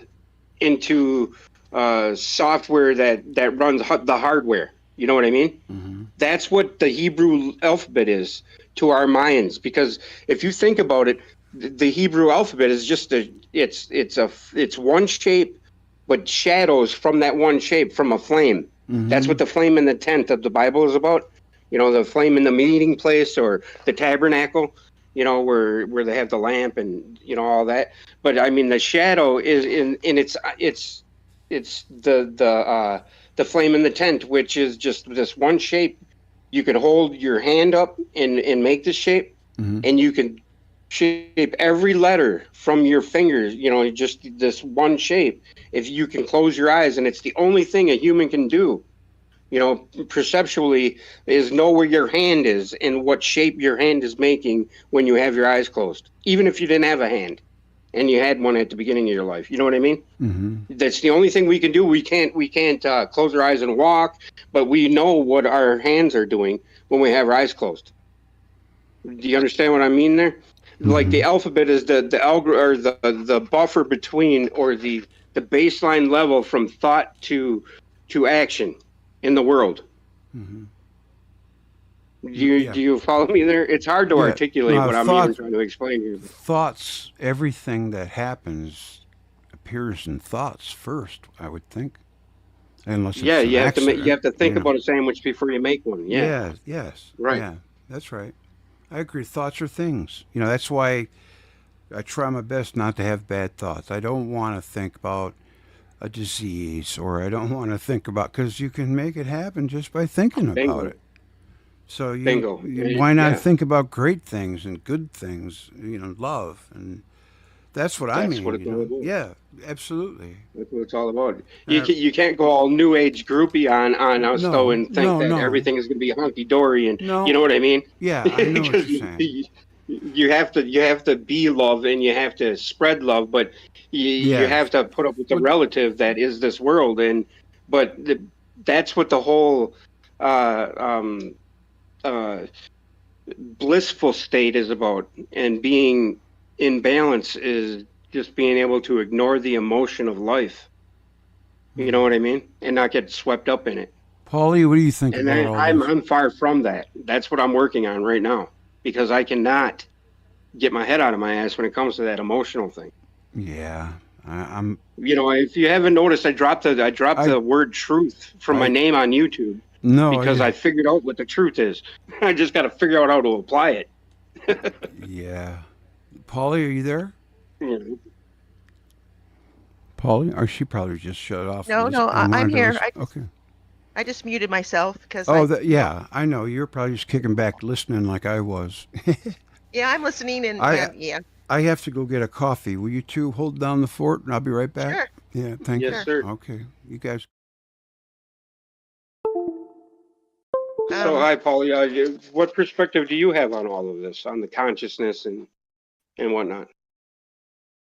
I think that when it comes down to, I don't know.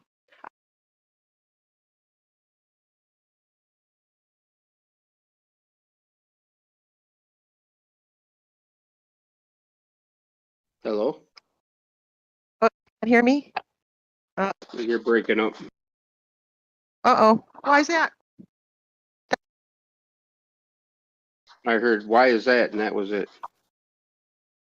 No, please. I hope my... Yeah, you're breaking up. Oh, shit.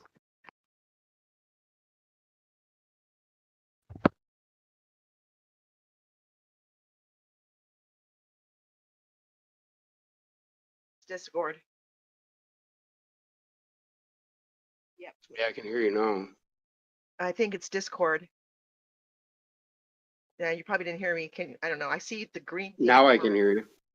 Okay. I think I'm gonna have to restart Discord because it's. You're coming through fine now. All I know is I've had major major. Yeah, you cut out again. Maybe you are gonna have to restart. Yeah, no, I think it might be better if I do. So I'll be back in a second. Okay. Hey, everybody. I think I'm on YouTube, right? We're on YouTube. But yeah, I do think that consciousness is one thing, and we all interpret it differently through our experience and our egos. Not that ego is a bad thing, but ego could be considered the devil of the world because it is the thing that holds us back from, you know, our truest potential is the id, right? So who's all here? I like to dream about Einstein. Word imagination is everything. Is the preview of the next attractions in life.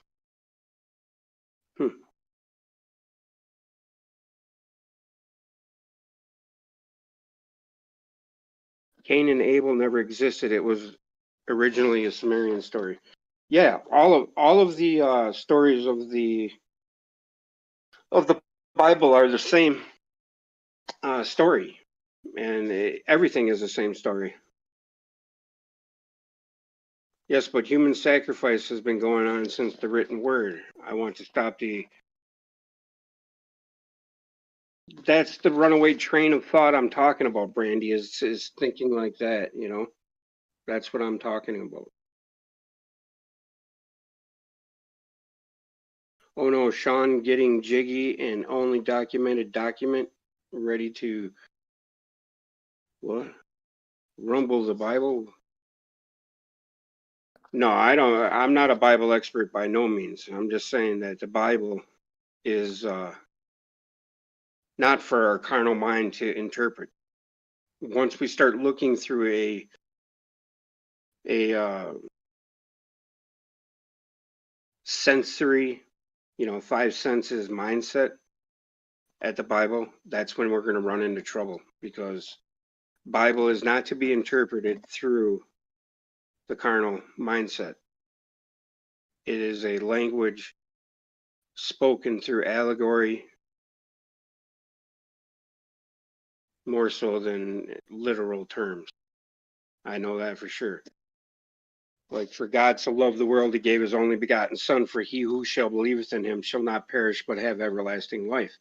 To me, that John 3:16 is, you must die before you die, so when you die, you don't die. Meaning, you have to die to this world, right? How does that work? Can anybody? Cain and Abel is a story of our ego and our goodness in us, I think. Yeah, well, I don't know. She keeps cutting out. What happened to the what? Polly keeps cutting out. Pictures are gone. Uh-oh. You keep falling out? He dove down in there behind underneath all that snow and got what he was looking for. Is that what you I do sometimes, but I'm with this is my old computer, so and I don't know why it's, you know, I've got some messed up slideshows, but they just show like the same 10. I got thousands of pictures. Oh, it drives I me. like the owl though. The owl is one of the best representations of our I don't know, our I love spirit stuff. I love owls. I always have. They're special. Yes. There's something about them. I don't know what it is, but they're special. Well, they're pretty cool. Yeah. I mean, they're the only critter that can damn near turn their head 360 degrees. That's true. That's true, yeah. They can literally watch their own ass. Yeah. Hey, do you guys want to listen to part 1 of this, channeling the, and then maybe have a little commentary afterward? well, part 1 of what? The video we just watched, the audio, channeling the higher self. Oh, okay. Yeah, we just you want to watch it, Steve, and then give me a little comment afterward. Yeah. Okay. Sure. How long is it? 40 minutes. Is that long? Too long for you? It's okay if it is. Well, I'll see if I can stay awake that long. Yeah. Wait. Oh, okay. Wait a minute. I'm not a late learner like you guys. I mean, I've seen you stay up all night doing this shit. I can't do that. Yeah, I do. I don't know why. I fall asleep. We're night. I'm a bad boy. I'm a night owl too, but I mean, I've seen you at 7 a.m. here still going, and you started at freaking 11. I'm like, holy shit. Yep. All right. Well, actually, it's not. I lied. It's only 37 minutes long. Okay. Well, the chat room people are waiting to. It is channeling. Here we go. Every day, my inner voice gets a little louder and a little clearer. Affirmation for the day. Learning that you too are a channel of spirit can be a means of spiritual Anybody awakening. see any? The highest psychic realization I don't see anything declared no. is that God talks Oh, directly that's right. It's like a human 20-second beings. delay or something. Edgar Isn't it? Casey. What is channeling? There we go. In its most general sense, it's a means of transmission. The channel receives and passes along information. Inspiration and creativity are aspects 33 in the of channeling. building. Being able to elevate others to higher states of consciousness and bring out the best in people. Edgar Casey's work is known as classic channeled metaphysical literature. We are all channels of divine energy. It is transmitting something which is beyond one's personal self. A channel may be asleep, in meditation, in a trance, or awake while channeling. There are as many ways to channel as there are individuals that channel. A channeler brings forth information that's not part of the channeler's own learning or experience. Every day in countless ways, you and I are channels of spirit, of ideas, and of resources that come from beyond our conscious personalities. Our channeling abilities have profound impact on our own lives and the lives of those around us. We can become aware of this fact. We can realize that we're channelers and can consider which types of channeling we wish to perfect and use. Rather than channeling without awareness of what you're doing, we can take a more active, creative role in our channeling. In doing so, we assume our birthright. Our mission in life is to become a channel of blessings to others by the way we willingly choose to channel our energies. Listen to your intuition, the channel of your guardian angel. I am directly connected to infinite intelligence. Today's affirmation. Intuition is the highest form of psychic ability. Edgar Casey. Intuition as a channel of guidance. Intuition is information that comes to you from universal intelligence or God. And in this respect, it's referred to as channel. It guides you on your path to your highest good. The psychic side of intuition. Intuition never comes randomly. There is always a purpose, a reason. Intuition is more than psychic ability. It draws a conclusion and directs your actions, like a faithful guide dog who knows you and knows what's best for you. Many times, intuition guides our actions without our knowing it. All knowledge is within. Casey defined intuition as knowing from within. Two keystones of Casey's teachings: knowing that all knowledge comes from within, learning to look within. Zen archery. Eugene Harajel traveled to Japan to learn about Zen. Finally, Master Kenzo Awa, the revered archer, agreed to work with him. Eugene spent countless hours learning how to draw the long and very stiff Japanese bow. He shot at no target. He learned the target was an inward one, a state of mind. Finally, during the 5th year, the master brought out a target and demonstrated shooting. The master could hit the target every time without hardly looking. He joked that his master had learned to shoot in his sleep. Later that evening, at the master's studio, he revealed an amazing secret. In pitch blackness, the master shot at a target twice and hit it both times dead center. The master explained that we believe we need our eyes to see because we believe the world is out there beyond us. If you separate yourself from the target, then you have to learn the trick of how to hit it with the arrow. The art is to become one with the target, allowing the arrow to return to its natural home. An archer who aims the arrow at a target is merely a trick shot. The archer who becomes the target is on the path to realizing Zen's great secret. The great secret to developing intuition is to follow the path because it leads to our true nature, one with God, not because we want to become psychic.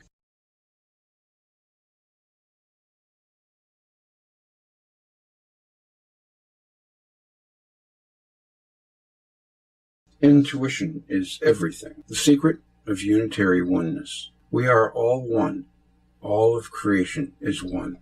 There is one spirit or energy that unites all of creation. It connects all human beings with one another and with everything else in creation. Although we may appear to one another as separate, disconnected beings, we are each extensions of the Creator's Spirit. What happens to one of us touches us all.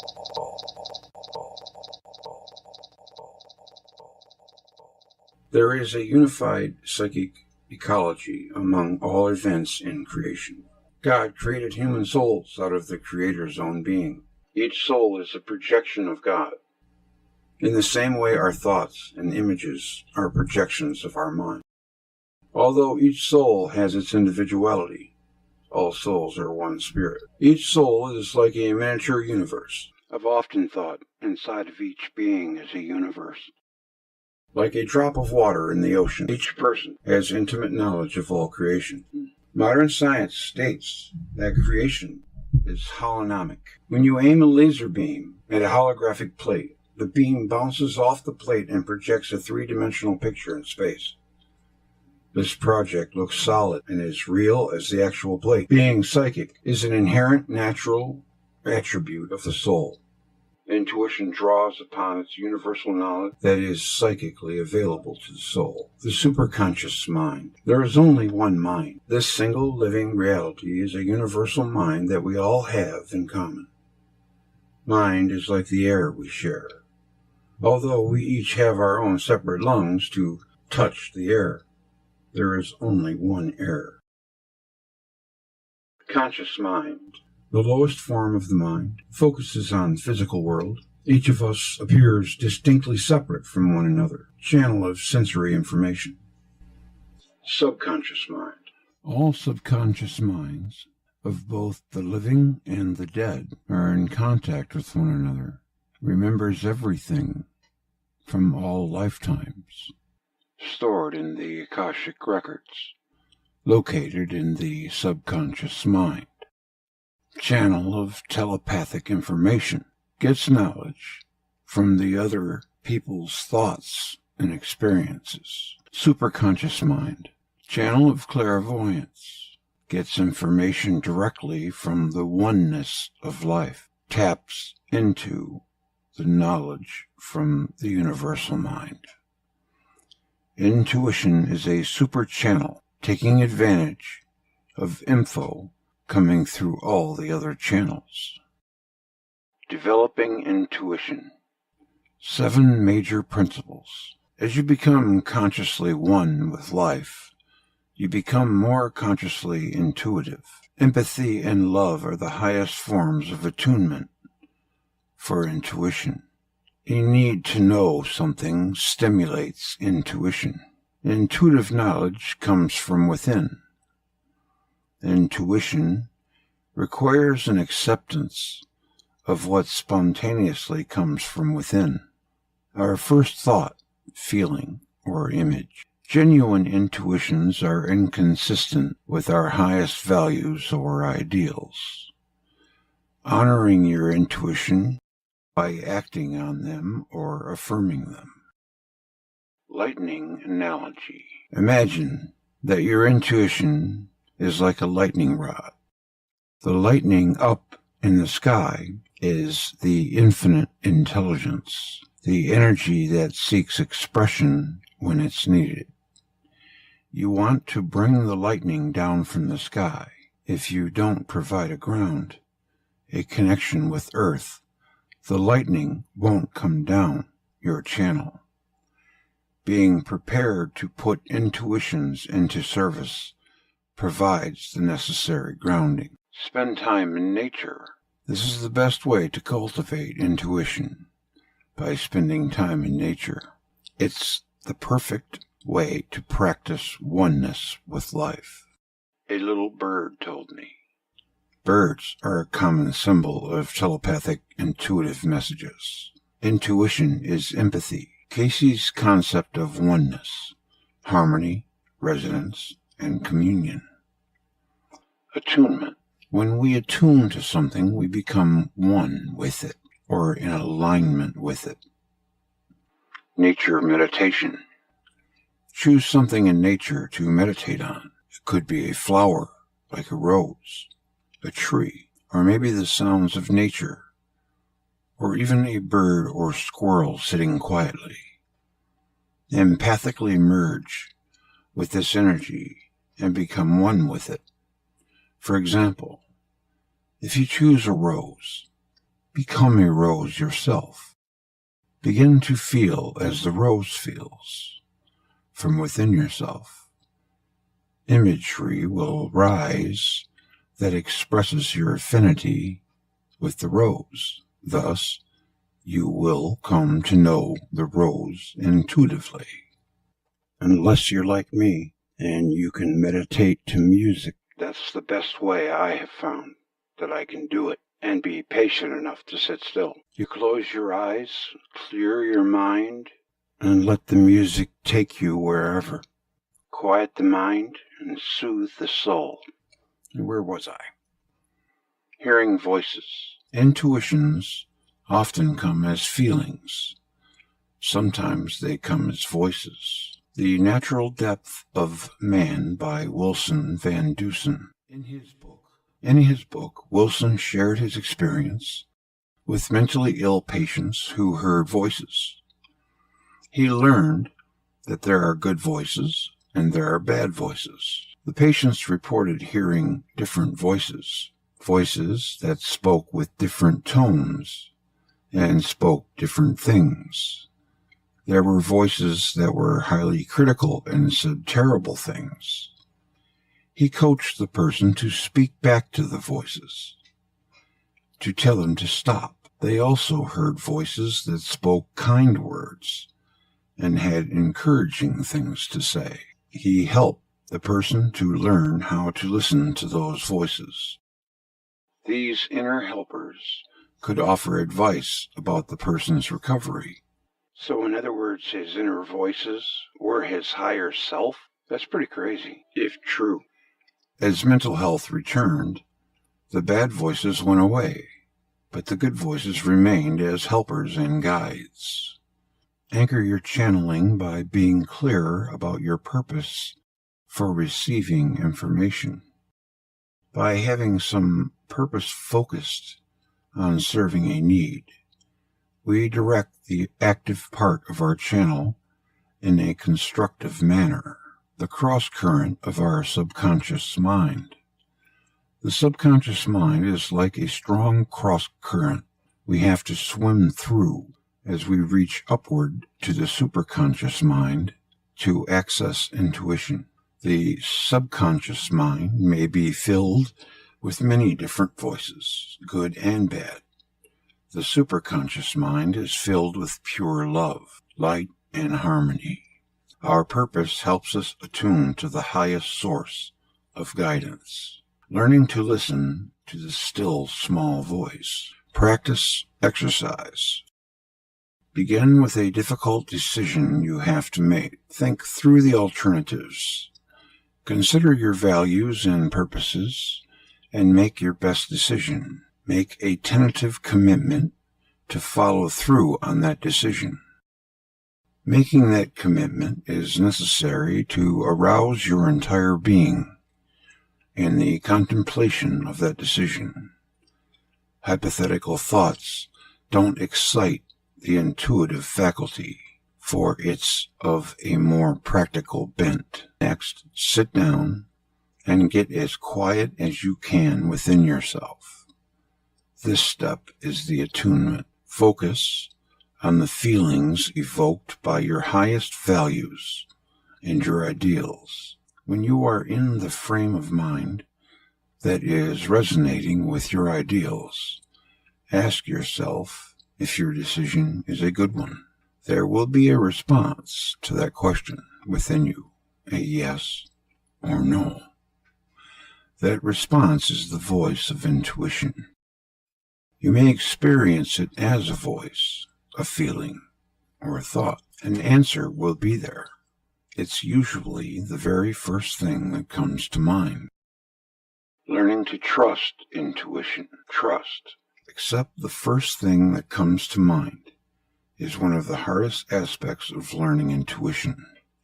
It involves trust. Tip: accent your first response and save your evaluation, analysis, and criticism for later. Yes.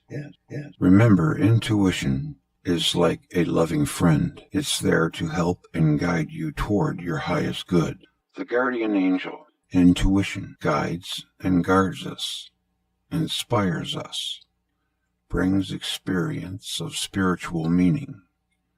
Sometimes it speaks like an inner voice. Sometimes it brings feelings, like joy or dread. It nudges us.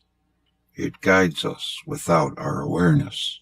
Its promptings may be subtle or loud. It is one face of the higher self. Intuition performs all the services we might expect of a guardian angel. In fact, within each of us is a guardian angel. Where is my guardian angel? Inside of you. Yep. Casey says that our guardian angel resides where our portion of the superconscious mind becomes the one universal mind. It is that part of us that hasn't forgotten our oneness with God and knows of no separation from God. The guardian angel thus has no free will of its own, but it serves only the will of God, or the universe if you prefer.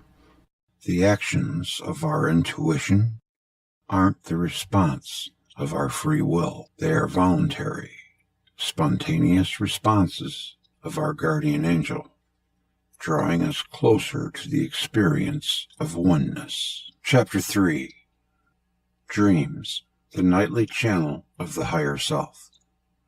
Today's affirmation: I will remember my dreams in the morning and any helpful messages they may hold. As we fall asleep, our intuition, our sixth sense, not only remains awake, but also becomes more expansive. There is no awareness of a separate self. There is simply being, deep, silent sleep, pure intuition, pure psychic oneness. Did you ever notice when you enter a dream, you always enter it in the middle of it? You never have a beginning or an ending, it seems. For me, anyway. I heard that somewhere, but I can't remember where. Dreams is a channel of psychic experience. A study of 9,300 documented cases of psychic experiences showed that 57% of these occurred in dreams. Dreams are a channel of which we obtain information, important information, about the future. 8% of the population, over 2 million Americans, have had a dream that foretold in explicit detail of an event that later happened. Casey said that anything of importance that would ever happen to us, we would first preview in a dream. The nightly channel of the higher self.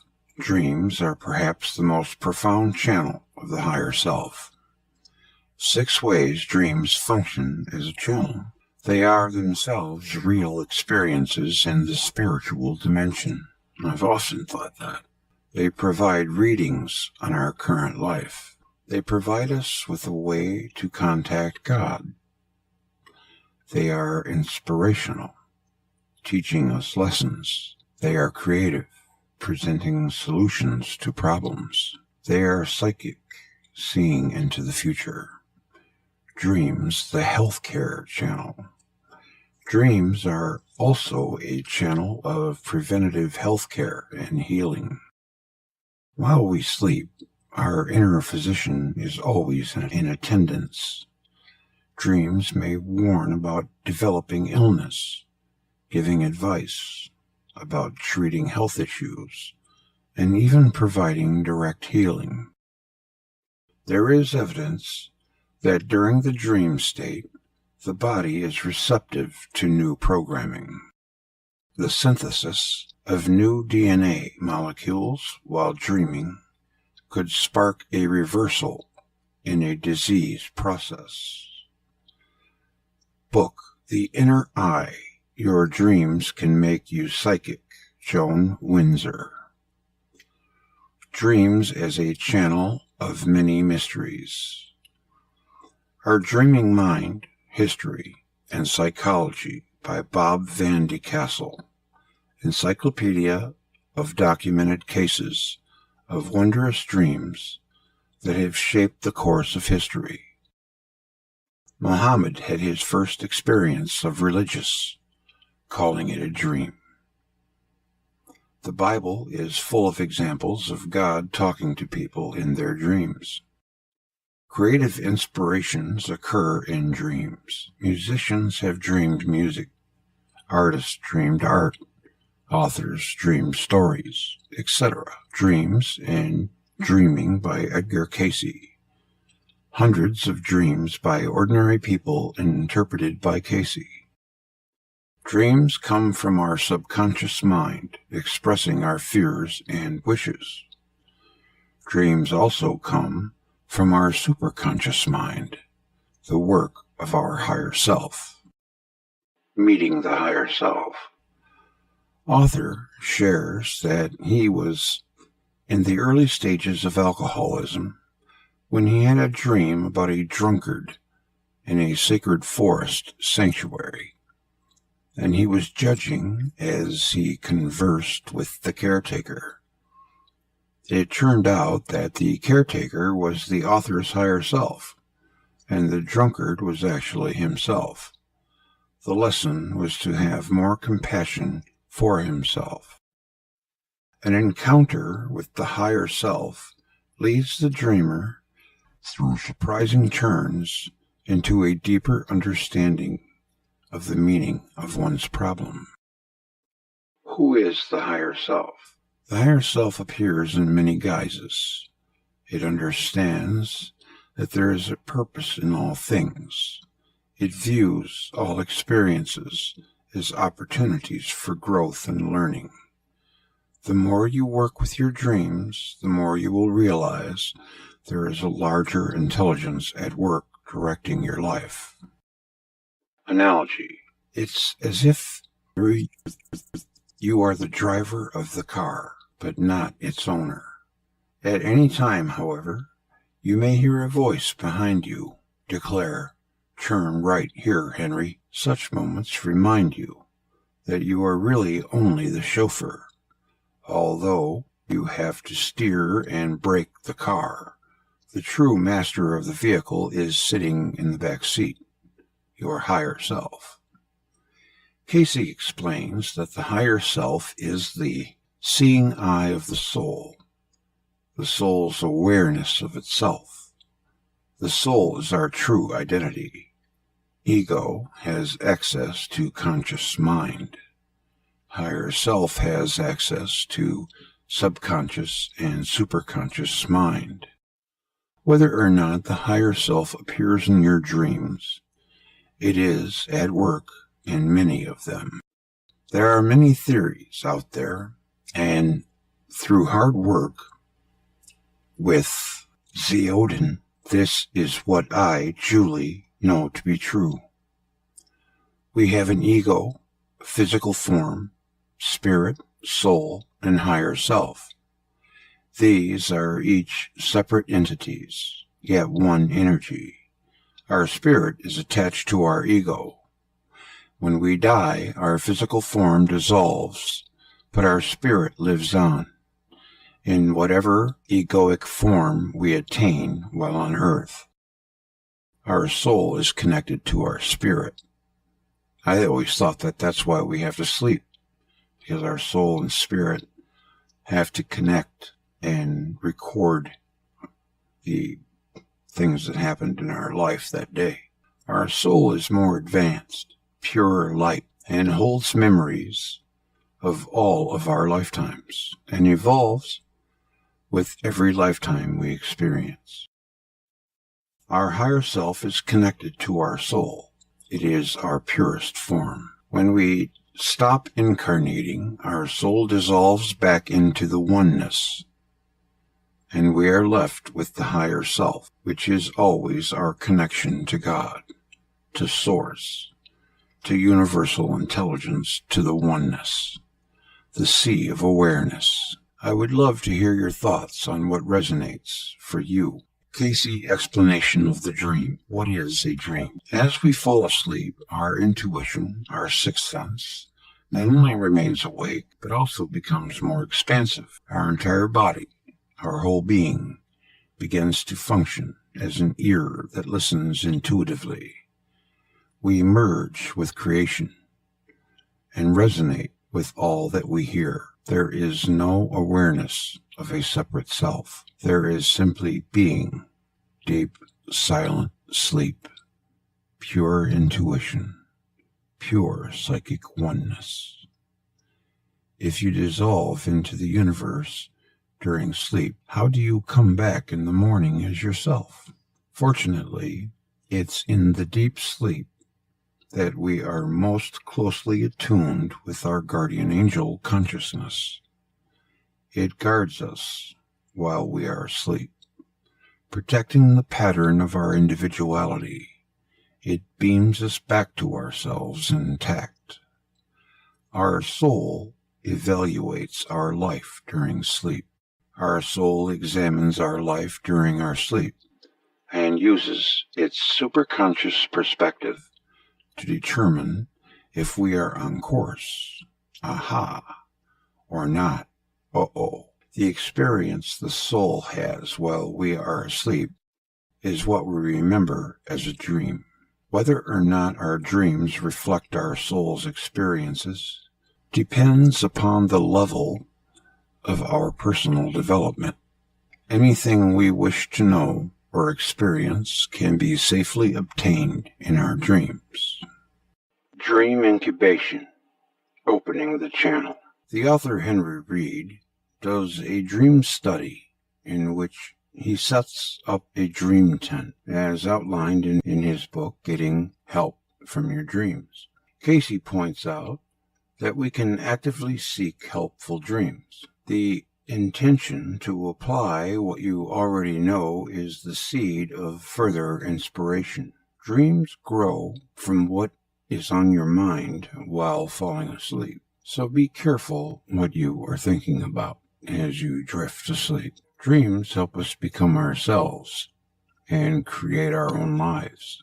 Suggestion: actively seek helpful dreams by focusing on a question or solution to your problem. Before you fall asleep, ask that you be shown through your dream how to solve the problem or what your next step to attaining success is. When you wake up, check in with yourself before you move your body. Remember, every time your body moves, you forget more and more of your dream. That's true, too. I mean, I'll know, I'll have a dream, wake up, and, with my first act, forget what I dreamed about. So that is true. That is true. Preparing to channel a dream of guidance. Phrase focusing. Living Your Dreams by Gail Delaney. Write out your feelings about your question to get all your thoughts on paper. Then reduce your question to a single phrase that expresses the heart of the matter. Repeat this phrase to yourself as you fall asleep. The Dream Quest Workbook by Henry Reed. Write a letter to your dreams asking for their advice. In your letter, outline what you already know about the problem and what you are going to do about it. Invite your dreams to show you a better way. Put the letter under your pillow when you go to bed at night. As you fall asleep, imagine yourself following through on your own plan. I know Edgar Casey, it is said, he could sleep on top of a book and know the book when he woke up. Now, that sounds almost impossible to me, but as they say, I guess nothing is impossible. The word itself says I'm possible. A study done at an RE conference showed that 2 out of 5 people who remembered a dream after using the pillow technique found the answer in the dream to be just as helpful as a psychic reading. Learn to recall dreams. An exercise in channeling. Learn to recall your dreams can be a good exercise in your own channeling abilities. 1. Before you fall asleep at night, repeat to yourself, I will remember my dreams in the morning, and any helpful messages they may hold. 2. Lie still in bed when you wake up. 3. You may have no distinct images. That's okay. Be patient.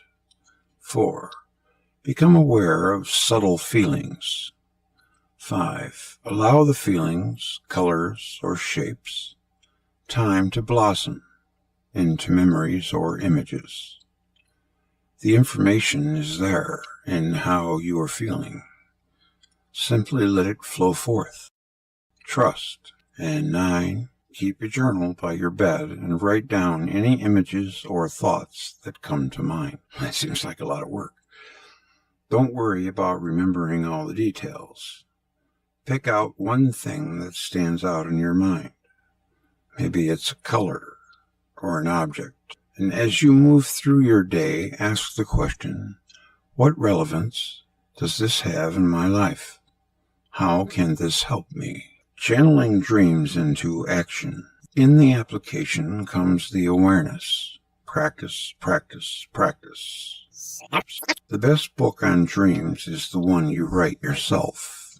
Hugh Lin. When people meditate, it improved their dream recall the following day. When people applied a dream insight one day, the next morning their dream was clearer and easier to understand. Dreams are experiences of our higher self, creations of our soul. Casey's simple secrets to learning to interpret your dreams. 1. Have a purpose for recalling your dream and write it down. 2. When you recall a dream, write it down. 3. Find something in the dream, anything, that you think could be a clue. 4. Think of a way to test the validity of the clue or your understanding of it by simple, practical application. Find or make up an insight from the dream. 5. Do something constructive about it. Example, write down the results of your experiment and compare them with your own standards. If you do this, Casey assures that you will have a follow-up dream to further clarify or deny your conclusions. Practice exercise. Record your dream. Write down whatever comes to mind. Find something in your dream that you can make come true that day. If you saw the color red, wear something red that day. Bringing something of our inner experience into our outer lives completes a circuit of energy. Doing this is part of learning to channel. Questions and exercises. 1. I would love to hear your thoughts on the subchapter, Who is the Higher Self? What resonates for you? 2. Actively seek helpful dreams exercise. Focus on a question or a solution to a problem before you fall asleep. Ask that you be shown through your dream how to solve the problem, or what your next step to attaining success is. When you wake up, check in with yourself before you move your body. Remember, every time your body moves, you forget more and more of your dream. Then report back. 3. When you wake up, pick out one thing that stands out in your mind from your dream. Maybe it's a color, an object. Don't worry about remembering the details. As you move through your day, ask the question, what relevance does it have in my life? How can this help me? I think I just read that twice. Oh, they got it written twice. Okay. Chapter 4. The Creative Channel of the Mind. What we think we become. Today's affirmation. I create my own reality. If I don't like what I've created, I can simply create it again. We live our lives as channels of energy. Energy isn't ours to own because it belongs to life itself, but it's ours to use, to channel what we think we become. Have you ever had a dream that you talked to a deceased loved one? I have several times. It seemed so real. That means that we are just temporary visitors here, learning along the way, which is what I have always thought ever since I could remember, especially when I was little. I've just always thought that. Our real self is plasma or ether or something. Love and light. I know that's such a cliche now, right? It's got to be something like that, an ethereal body. And the line between us, the other side, is probably really paper thin, and only we can't see it. They can probably see us, I would imagine, unless we get another mission somewhere else. That part is the scary part. What happens? Hopefully our higher self will be guiding the way. I would think it would be.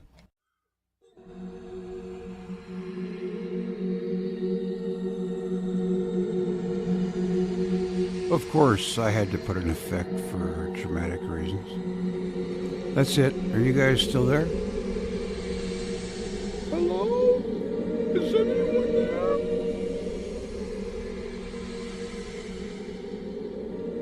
That was my daughter singing, and I use this thing called the Paul stretch. It makes it sound freaky. I'm always playing with sound. I don't know why, I just love it.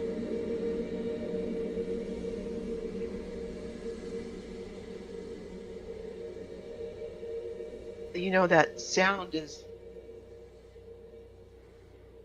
What?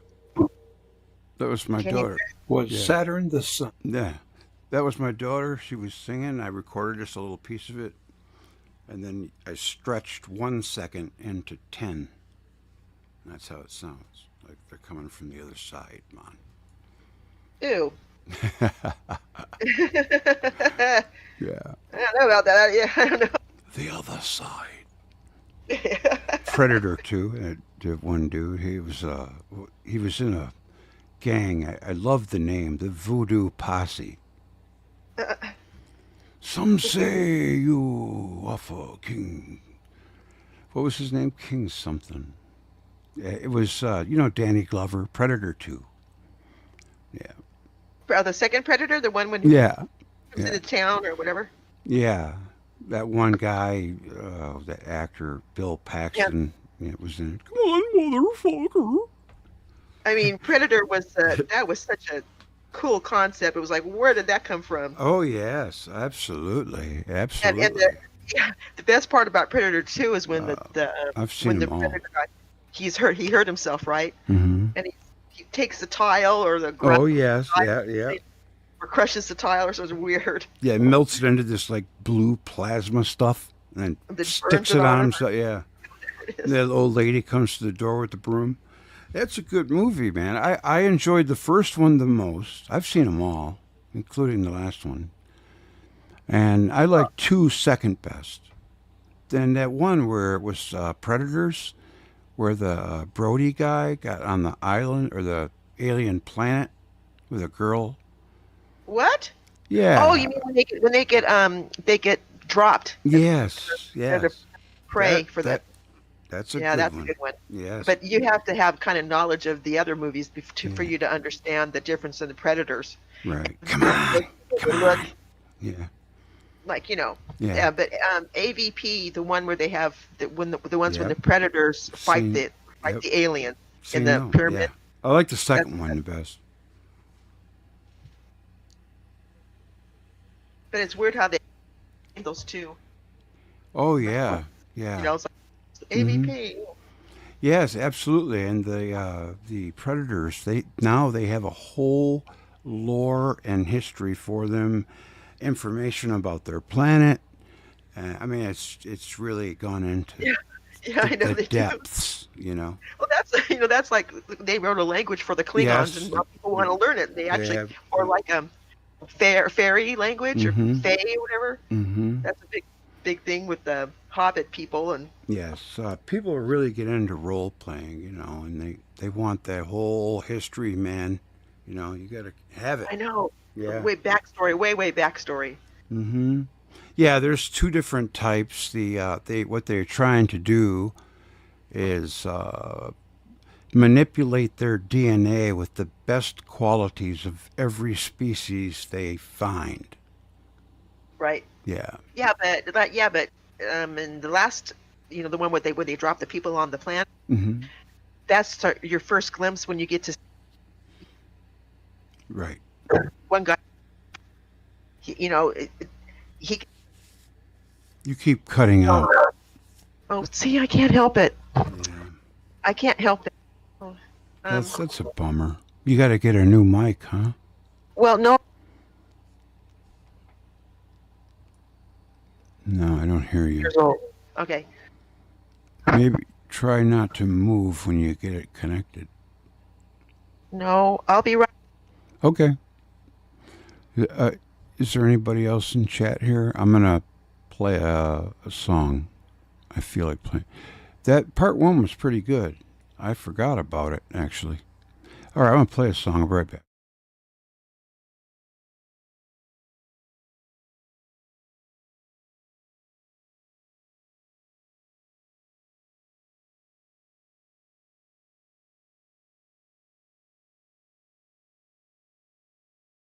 Actually, I have a song. It was one of the ones after I got done with it, I wasn't all that greatly happy with it, but it's called, it's about your higher self. It's about, intuition. And it's called,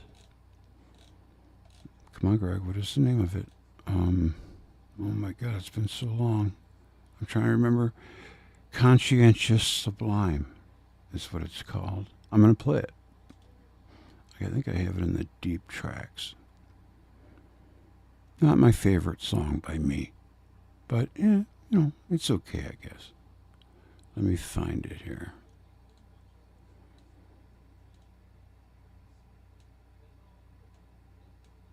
Oh, you gotta be here somewhere, darling. Where you at?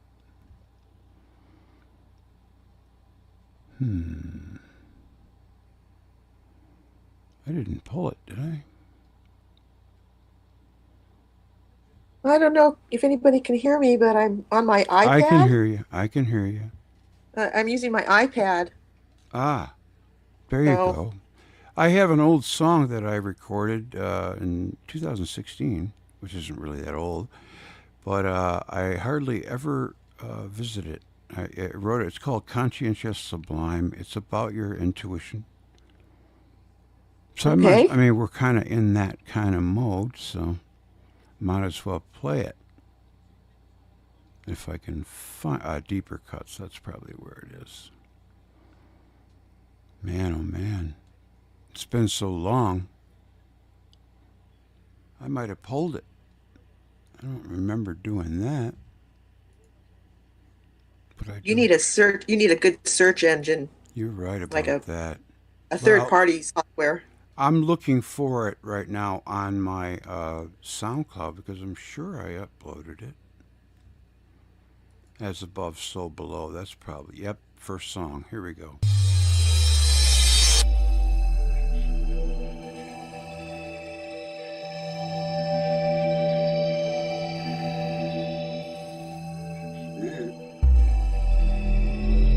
You need a good search engine. I'm gonna mute myself.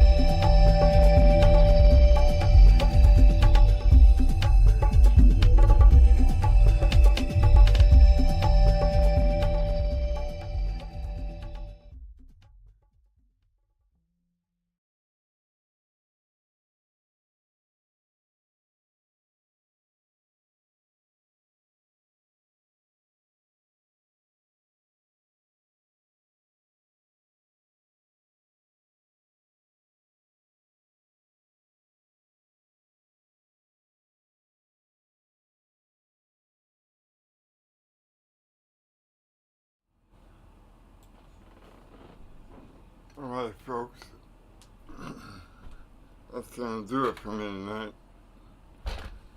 I'll catch you next week.